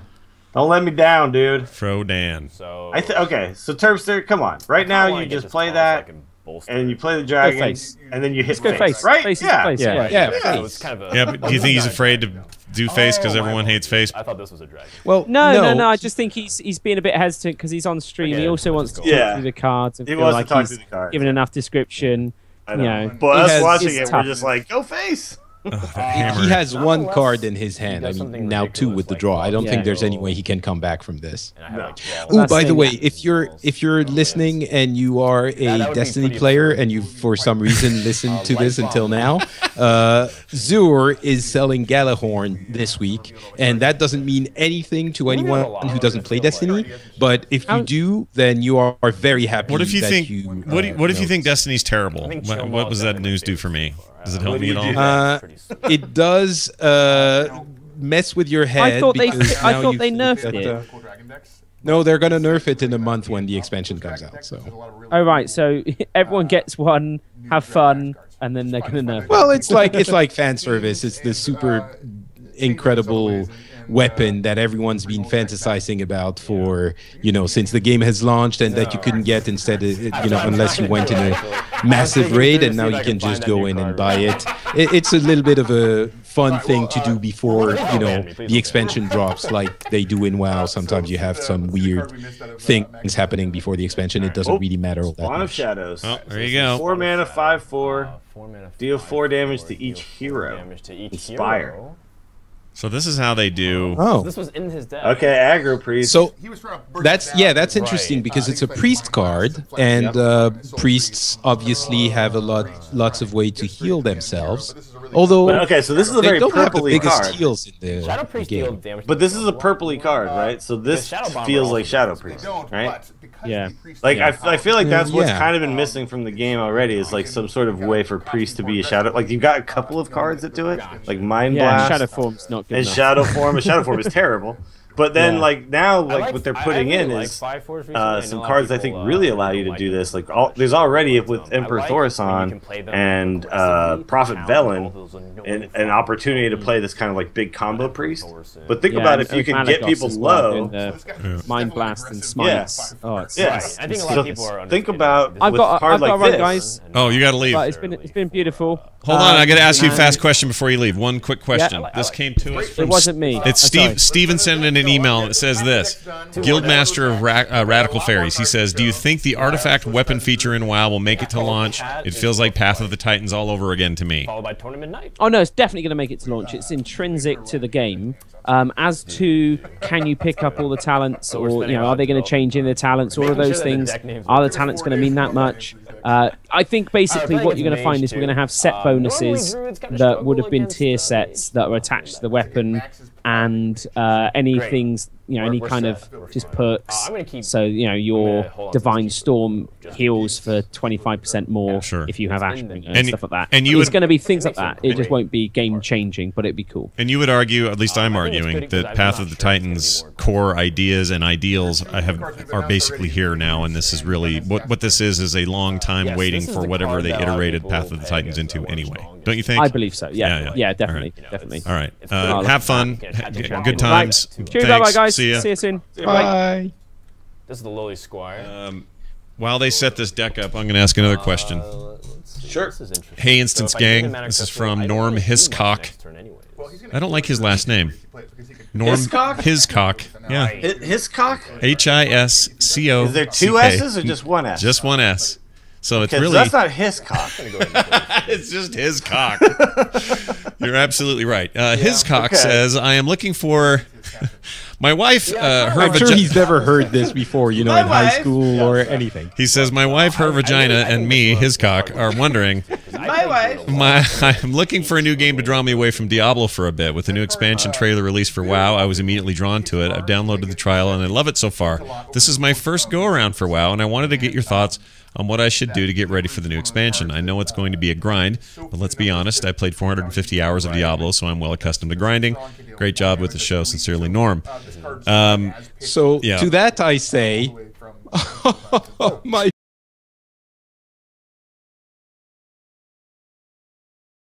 something in the world of Warcraft. Oh, that's about like less than 20 days of playtime.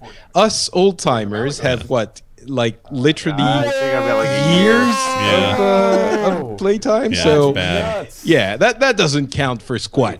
Yeah. That being said, WoW is awesome, and I love that there are people that are discovering it today. That have that huge amount of content ahead of them, and looking into the deep well of the game in the best state it's ever been. You have the Cataclysm remake that's now a little bit old, but it brought the game design up to today's standards. Just play the game. Just level up to level 100. It's probably going to take you a little bit of time, and just do that. There's nothing to do to prepare for the next expansion, I don't think, except maybe reading the books if you get really into it to understand the lore. Sure. But that would be it. I would recommend the books as well if you're enjoying yourself. Yeah, just pick a class and go 0 to 100. You know, just do it through questing and stuff, and dungeons and all that stuff. Because you'll have a sense of all of these things that people talk about if you do that you wouldn't have if you just skip to 90, and then went through the current content. Yeah. Because when people talk about Goldshire or Westfall, you don't know what the hell they're talking about. Nope. But we all have these fond memories of that stuff, right? Yeah. And if you want to kind of because it sounds like he wants to be prepared. Yeah. He wants to kind of have a knowledge of WoW. So that's, I think, the best way to do it is just play that stuff. Yeah. Play through that content. Yep. And the books are good when you're not playing. So I definitely It's all recommend still that. there. You can still go to Westfall right now and find out all about what happened with the SI7 and the friggin' Van Cleef and all those dudes. Van Cleef, dude. You can still find out all that history. That's all still there. Holy shite. Yeah, And you know what? Yeah. As you're doing that, go back and download all of the instance episodes and just listen to all of them as you're playing. Yes, except for the ones There you that go. are Start with episode 1. except for the ones that are hard to find. But yes, you can totally do that.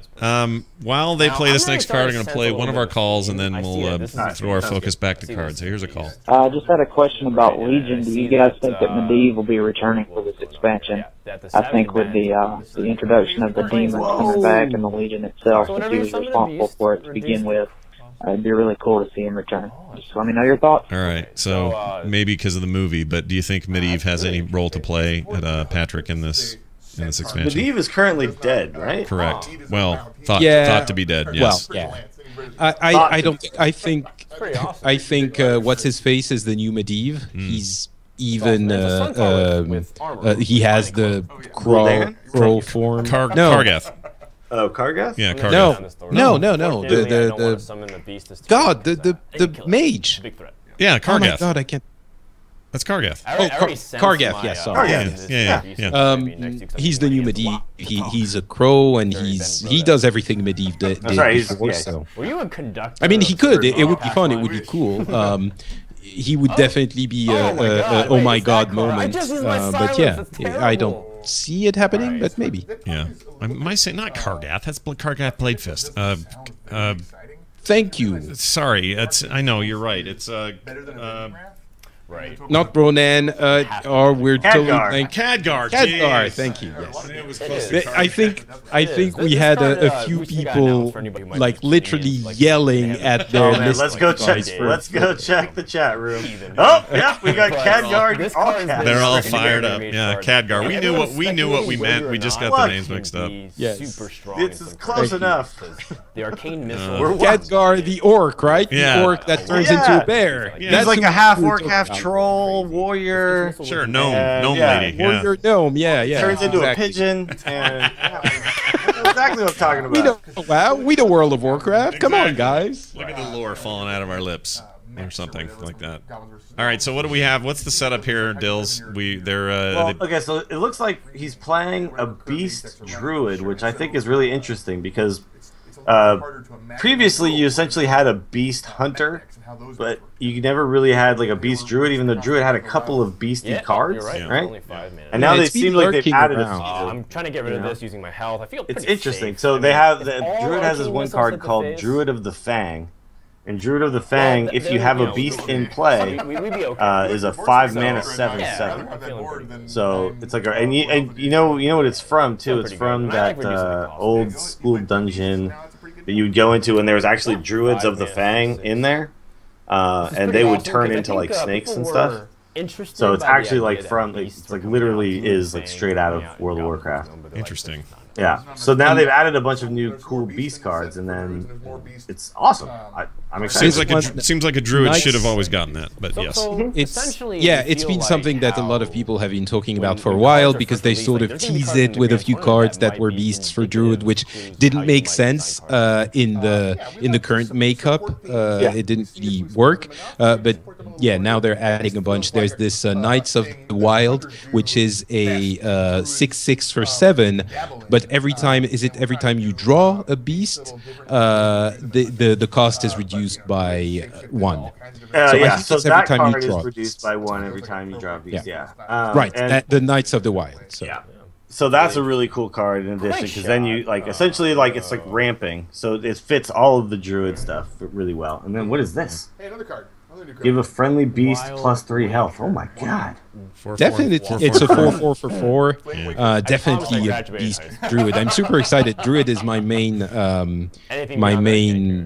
deck, and I'm very excited to be using it in a different way. It's also interesting. We've seen Savage Combatant, which we've talked about a lot during the Nerdtacular panel, and we've had a follow-up discussion on the totally rad show on the Angry Chicken subreddit with I can't remember their name. I remember. Yeah, somebody. So Garrett said he didn't think Savage Combatant was very good, right? Yeah. Yeah, so exactly. I guess you agreed with him and said you didn't think it was very good either? No, what I said was the value of Savage Combatant is going to depend on the Inspire, on the ability to use Inspire well, and that's in the end we ended up agreeing. I'm gonna find that person, and so that person, Merdin Bronze something, which might be interestingly related to our friend Norm Hiscock. It was saying that that's not the case, and it's very useful for a bunch of different reasons because it's more powerful than.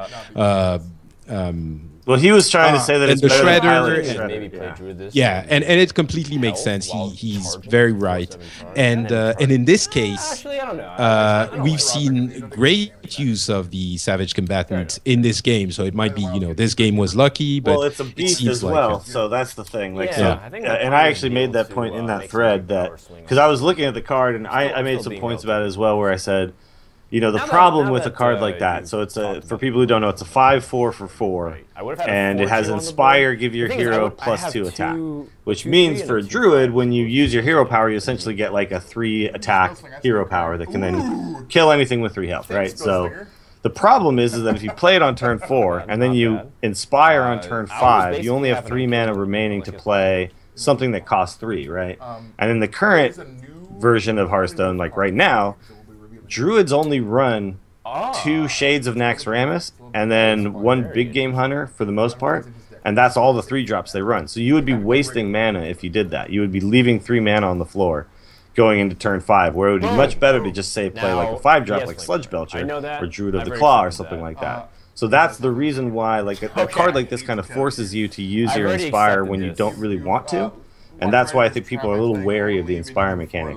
Yes. The thing, though, is that it's a beast. So if you're playing a beast deck, a beast druid deck, then you definitely want as many beasts as you can. Sure. So put this as your 4-drop and then Druid of the Fang as your 5-drop, and boom, there you go. Even if you don't Inspire on turn 5, you're playing a 7/7 because of the fact that it's a beast, right? I agree, but there's also the fact that if any class can play with the curve, it's druids. So it's possible. Yes, you only have 2 or 3, let's say 3 drops, but you also have, you know, wild growth and innervate and all of those things that might make it easier to go, you know, to jump that hurdle of. Yeah, but like if you having 3. If you use that 2 mana on turn 5 and then you wild growth, you're still losing tempo that turn, right? So you're still not playing very much stuff out that turn. Where like it would still be better to just play a 5-drop. And so I think what you're going to see is you're going to see druids move away from their current model, and you're going to see them include more 3-drops so that they can play Savage Combatant on turn 4 and then play Hero Power plus a 3-drop on turn 5. We're gonna need some help. Like I think it's really going to affect the way you build your deck. Okay, here's the biggest question of today: is Ben Brode contractually obligated through his contract with Blizzard to wear that flannel shirt every time I see him? I think that's the only thing I've ever seen him wear. It's very true. Yeah, I'm starting to wonder. It's his. It's like, you know, Kevin Smith wears like nothing but hockey jerseys. Yeah. Like I think this is his hockey jersey. Oh, okay. Well, that's a good way to look at it. Yeah, I like that. All right. Yeah, I think it might be a condition, psychological condition, where he can't go out of his house unless he's wearing a flannel shirt. I can see that. I can see that. By the way, you know that Ben Brode has a brother named Will Brode? Oh yeah.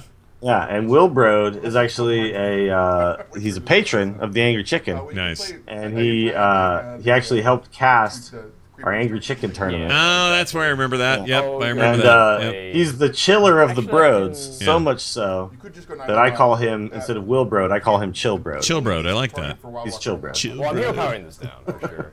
The chillest Brode of them all. That's pretty awesome. No, I remember that now. He helped cast that. Wow, a 2-mana 6/6. That's pretty strong. It's inconsequential. So that's the card we were talking about earlier that gets cheaper every time you summon a beast. So hold on, so that was 7. That's 7 normally too, because he summoned all those beasts. Yeah. So as he continued to play beasts, it got cheaper and cheaper. Oh, wow. And now he's able to fit it in. The beasts are when you summon a beast. So all of those cards that you choose, you know, summon this or that. That card becomes this or that. You can use that to reduce the cost of your Knights of the Round. Yeah. So Druid of the Claw and stuff like that. Yeah, those are both beasts. Okay, that was a fair. I'm telling you, these games are longer. Oh yeah. Oh yeah. No, I 100% agree.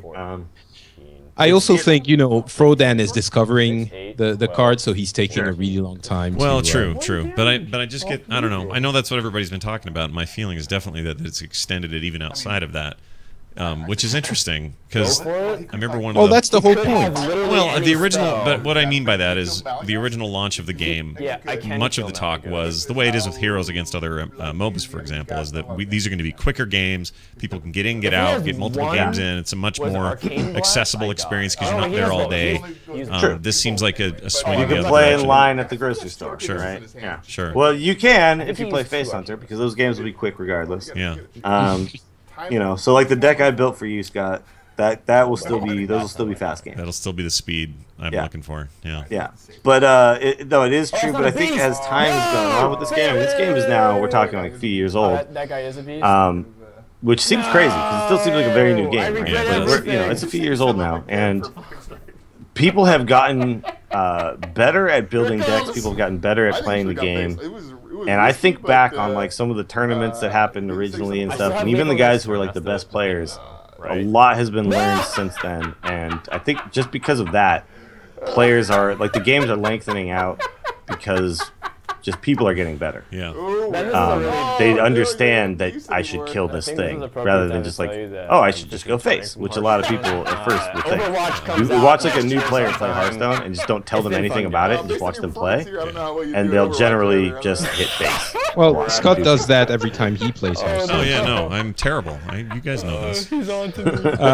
But no, I also think You're not terrible. originally the game. I can't because I know. I think originally the game was slated for each game to last 15 to 20 minutes, and now we're more in the 10, sometimes even below that, even 5 minutes for each game. So yes, it feels a little bit longer as well, but I think what they're going for is for 15-20 minutes game. It's not a game that you go in, you play for 5 minutes, and then you're out. Right? Yeah, I guess it was never intended to do that. And that's interesting because I'll bet they have just oodles and wads and tons of data that suggest what the average TEM is and how that has constricted over the years because they've gotten better. Like you were saying, Bill. So my guess is they've gotten that data and gone, all right, well, if we pump out the time through these, through fun ways and ways of making the game interesting, they'll end up averaging about what they were when the game was new again anyway, probably. Because people will get better and faster with the new stuff too, right? Eventually, yeah. No, eventually, once people understand the cards better, the games will just start to move along a little more. But, I think most people who play this game a lot welcome the change of slowing the pace down a little bit because it does feel like there's a lot of games where by turn 3 you're just kind of like, well, I guess I just concede, I guess I just quit now because I can't do anything. I didn't draw any answers and they've already played 5 cards, and that's not a fun feeling. And one of the things that they've really shown that they're very concerned with is, are people having fun when they're playing this game? Whether you're winning or losing, they want you to feel like you're doing cool stuff. Yeah. And when you're getting run over by aggro, you don't feel like you're doing cool stuff. No. You feel bad. Feels bad, man. Yeah, this game, of all their games, probably one of the more, like, I never, even games I'm losing in Heroes or whatever, yeah, I still enjoy myself. I'm still having fun defending. And, you can really, Heroes, they took out, they originally had like this catch-up mechanic. I don't know if you remember that. But, I do, yeah. Like if you were behind in levels, you actually gained more XP from creeps and kills, right? Yeah. And they actually took that out because it was like basically the games were kind of uncompetitive. Like it didn't matter if you were better, right? Yeah. Because of that, they took that out. But you could still really like one team fight that swings in your favor, and suddenly you're like evened up in levels. Oh yeah, and it can come from out of nowhere. Suddenly the whole thing turns, or your Abathur was so freaking smart that he did things while you weren't paying attention, and you thought you were dead, and now they're dead, and the core's down. You didn't even know what was happening. The whole screen shifts to the right, and you're like, holy shit, we won that game. Like those kinds of experiences. Not only are they possible, so it's always in your head that no matter what I do, I still have a chance. But even when you're losing and you know you're going to lose, there's still some fun in like, all right, well, I'm going to put a wall here so that guy can't get to the core, and I'm going to do this to this other guy because he's pissing me off. And there's still fun to be had. There's probably a bigger challenge with this game because there are times where I know I'm getting murdered after the first card gets played, and I just kind of have to wait for it, and I don't like being toyed with. Are you playing Hero League these days? Yes, although I stopped when I found out they're wiping it.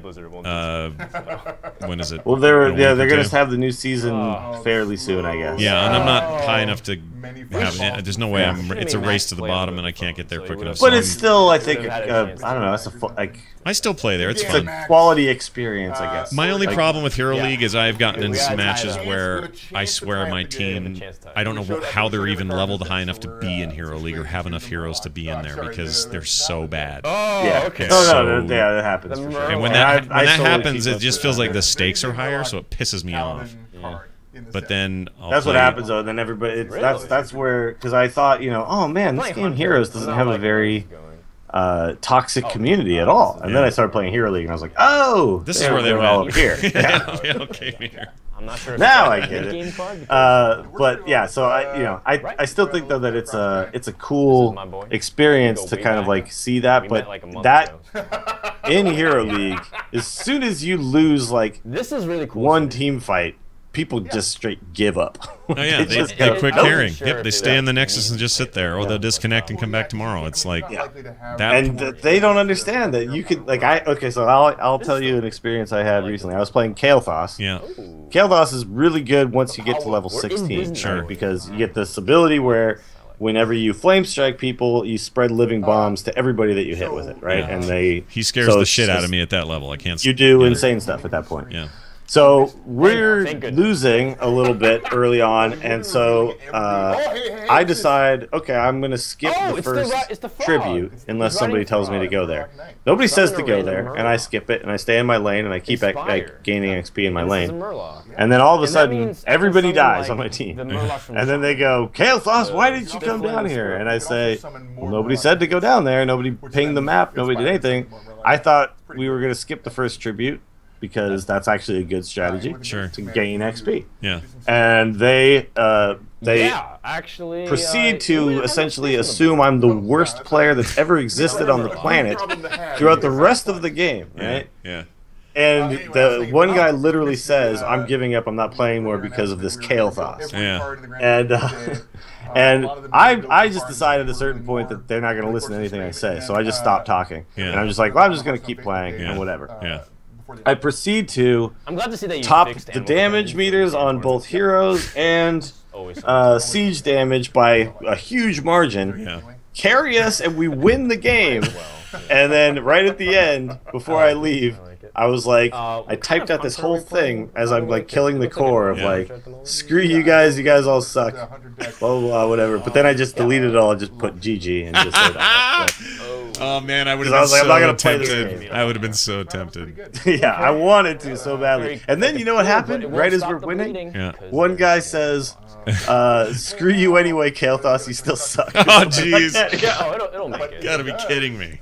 It was hilarious. Yeah, that's the thing with that game, and that's, I don't know. I like the change they're making to the Hero League and Team League stuff. Yeah, I do too. I think going in there, like say you and I happen to be online, the way it works now, if friends of mine are online, it's like, oh, there's 3 of us, let's just do a quick match. But now I could actually see that being a more viable. Yeah, something to actually go in and do. Yeah, let's go in there and do that now instead, and have it take the same amount of time, and have there be a reason why 3 of us is viable versus 1 of us versus all 5.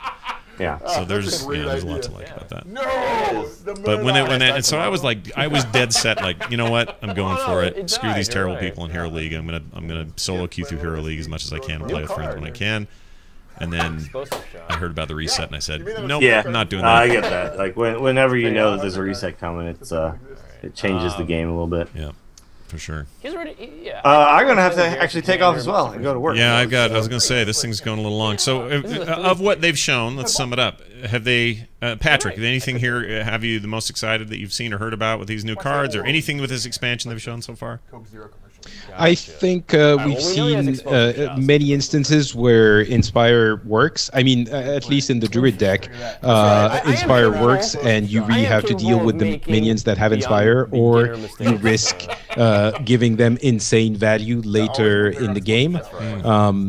But yeah, the new cards look insane, and there are going to be a lot of, oh my god, I can't believe that just happened moments, which are what makes Hearthstone really special. I mean, the competitiveness and the actual gameplay, balanced gameplay is awesome in Hearthstone, but the things you really remember are those crazy plays, and it seems like with those new cards they've gone, again, they've renewed that feeling. So yeah, I can't wait. Hopefully it will be, it's probably going to be released on the 24th. Maybe they're going to announce at the end of the stream it's released next week, but I don't believe they will either. I don't think they do it here. Yeah. I'm pretty positive because, we're seeing a bunch of new cards here, but there's still a lot more to reveal. Dylan, anything you want to sum up about any of this? Yeah, I mean, I'm excited about the future of Hearthstone. Obviously, like this any new expansion is a big deal. But I think what this one really seems to be doing, so far from what I've seen, is it's going to introduce a lot of new archetypes. So the ladder is going to be much more interesting than it is now because of the fact that you don't know what deck you're going to play game to game. And there have been periods of time where one deck is just kind of the deck to rule them all, and it just gets frustrating when you queue up and it's just, oh, here we go again, Face Hunter. Here we go again, Patron Warrior. And I don't think that's going to be the case at all once all these new cards come out, because there's going to be so many different ways to play effective and competitive decks that we're going to see. Whoa, Bear Trap! Whoa, what? After your hero is attacked, summon a 3/3 Grizzly. What? Okay. Anyway. I like that it left you with a big moment there. That's great. There's a paladin secret that is at the start of your turn, give all of your minions +1/+1. Oh wow. That's also interesting. Wow. Well done. So it comes at the right time, right? Successfully completed the look. Make Frodan It's look going to stupid. just shake everything up. Yeah. Crazy times ahead, everyone. Yeah. All right. Well, thanks, Dills. Always good to have you on, dude. Glad stuff's going good. And we'll, internet is now working. Seems to be solidified. I was able to stream last night and stuff, so nice. Should be good to go from here on out. Right on, brother. Follow him on Twitter. Willie Dills on Twitter, and Willie Dills SF on Twitch. And we'll talk to you later. See you there. All right, Patrick. We'll close things out. I think they probably got another good hour in them. They're winding down. Hopefully, they don't have any gigantic announcement at the end of the stream. I don't think. I doubt they do either. But you've got a few cool things happening in the world. Tell people about. I really enjoyed our last Pixels episode. That was a lot of fun. Yeah, I think, if anyone has any free time at all and loves games, which is likely since you're listening to this show, go check out the latest episode of Pixels. We did a summary of Gamescom that was very comprehensive and super fun, and great discussion with Scott and me. And it was, Gamescom is a giant show, and there were lots of interesting announcements. And if you haven't heard too much about it, you just have one place to go, and that's FrenchSpin.com to listen to Pixels. It was a great show. Yeah, I really had fun on it. You do want to check that out, folks. If you'd like more from The Instance, you can go to theinstance.net. We have links to everything we do, including our show notes and everything like that. You can follow us on Twitter @Instance Show, @Scott Johnson, @Willie Dills, @the_T, and @NotPatrick. Theme is by Matthew Oxley. You're going to have a hard time coming up with one for Legion because I don't know. The one he has now kind of works, so we may keep it for a while. Who knows? Visit our subreddit, frogpants.reddit.com. We're trying to revive that thing, get people excited about it. Is that you? Yeah. That is me. I haven't heard it. No, is that new, not you? It is not. Obviously, yes, Frog Pants. I don't think anyone else is called Frog Pants. It's been there a while, but we have just I just have never really pushed it, and now I think I want to push it. And there's a bunch of interested parties in the community that want to help run it, so if you would like to take part in our Reddit community, our burgeoning Reddit community, you can. Subreddit is at frogpants.com/Reddit. Get more great shows just like this at frogpants.com. That's going to do it for us, for me, for Patrick, and those other two chuckleheads. We'll see you next time. Yeah, I definitely got that.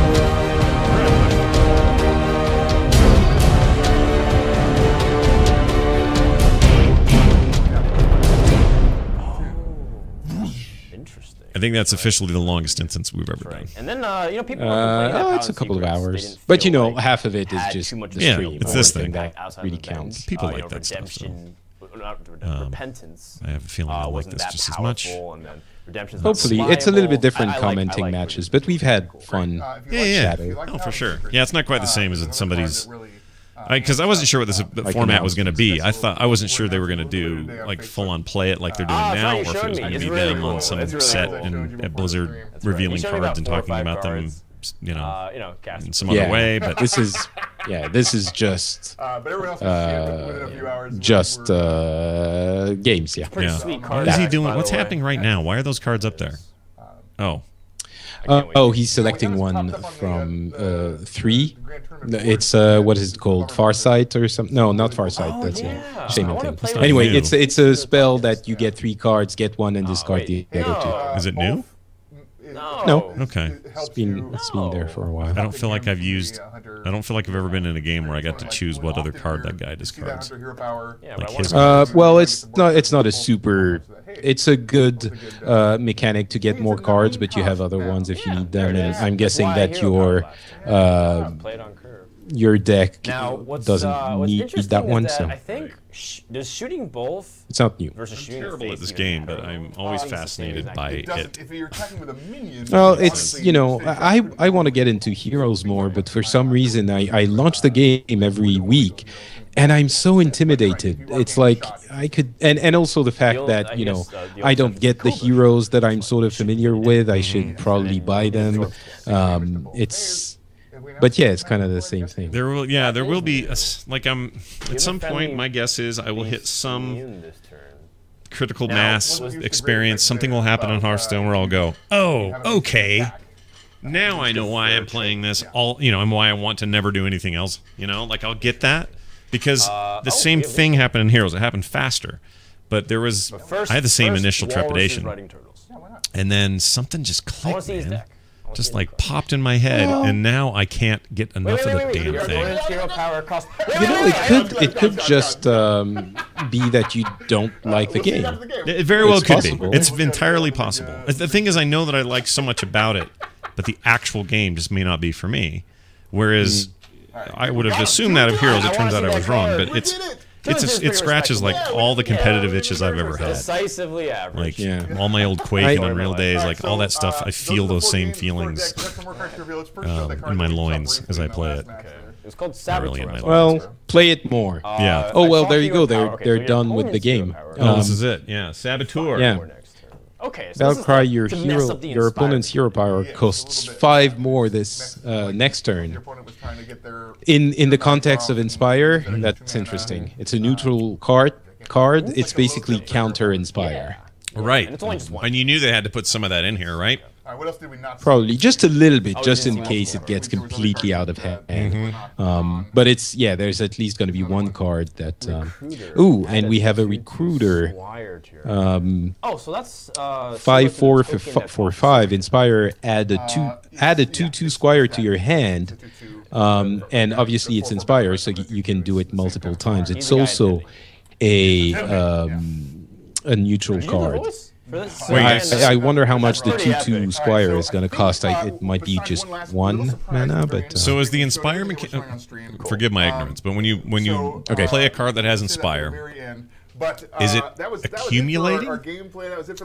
So yeah, basically you put the card down and you have the Inspire text, and any time that you use your hero power, it activates all of the Inspire cards you have on the board. Okay. So that's why I'm arguing that it counters aggro very effectively, because you can't let your opponent put down more than 2 or 3 Inspire cards on the deck. I'm sorry, on the board, because if you do, in one turn they're going to activate 4 cards and get great value out of them, and it's going to turn the game.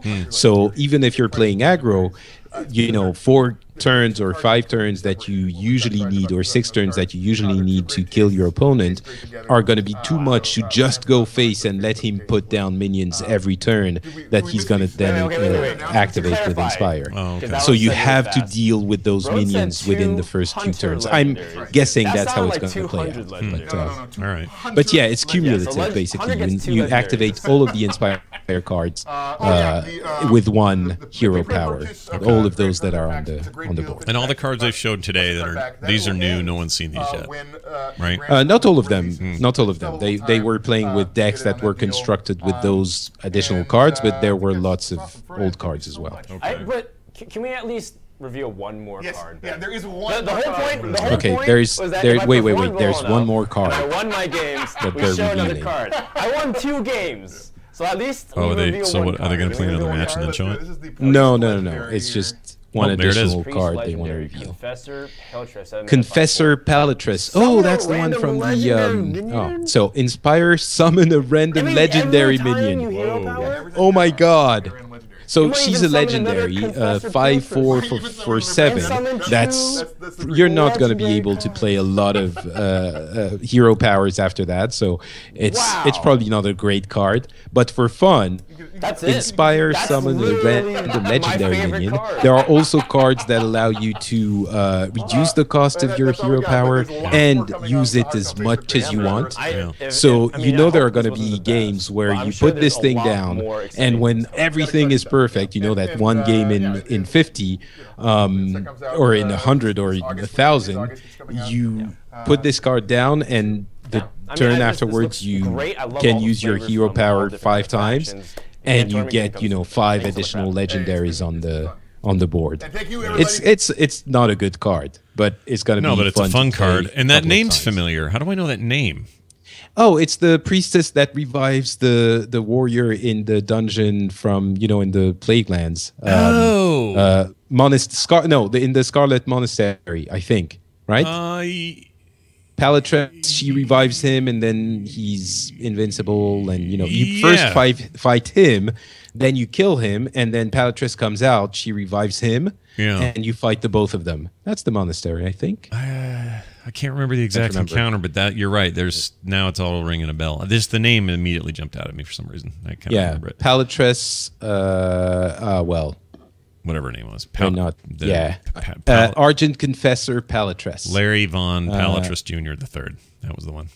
Are they done? Is that what happened? No, it's Trial of the Champion. Oh. Trial of the Champion. Oh, yeah, no, that makes sense because it's part of this. Yeah. Yeah, duh. Yeah, exactly. Yeah, it was TOC. And yes, they're done. Oh, so that's it. All right, so we saw it to the end. Thanks, everybody who's watching live. Hope you enjoyed yourselves today. We did. We'll put this up on the feed shortly if you missed a bunch of it, and on YouTube so you can catch the video. In fact, the video went longer than the podcast, so there's extras there for you guys. Oh, so you're not going to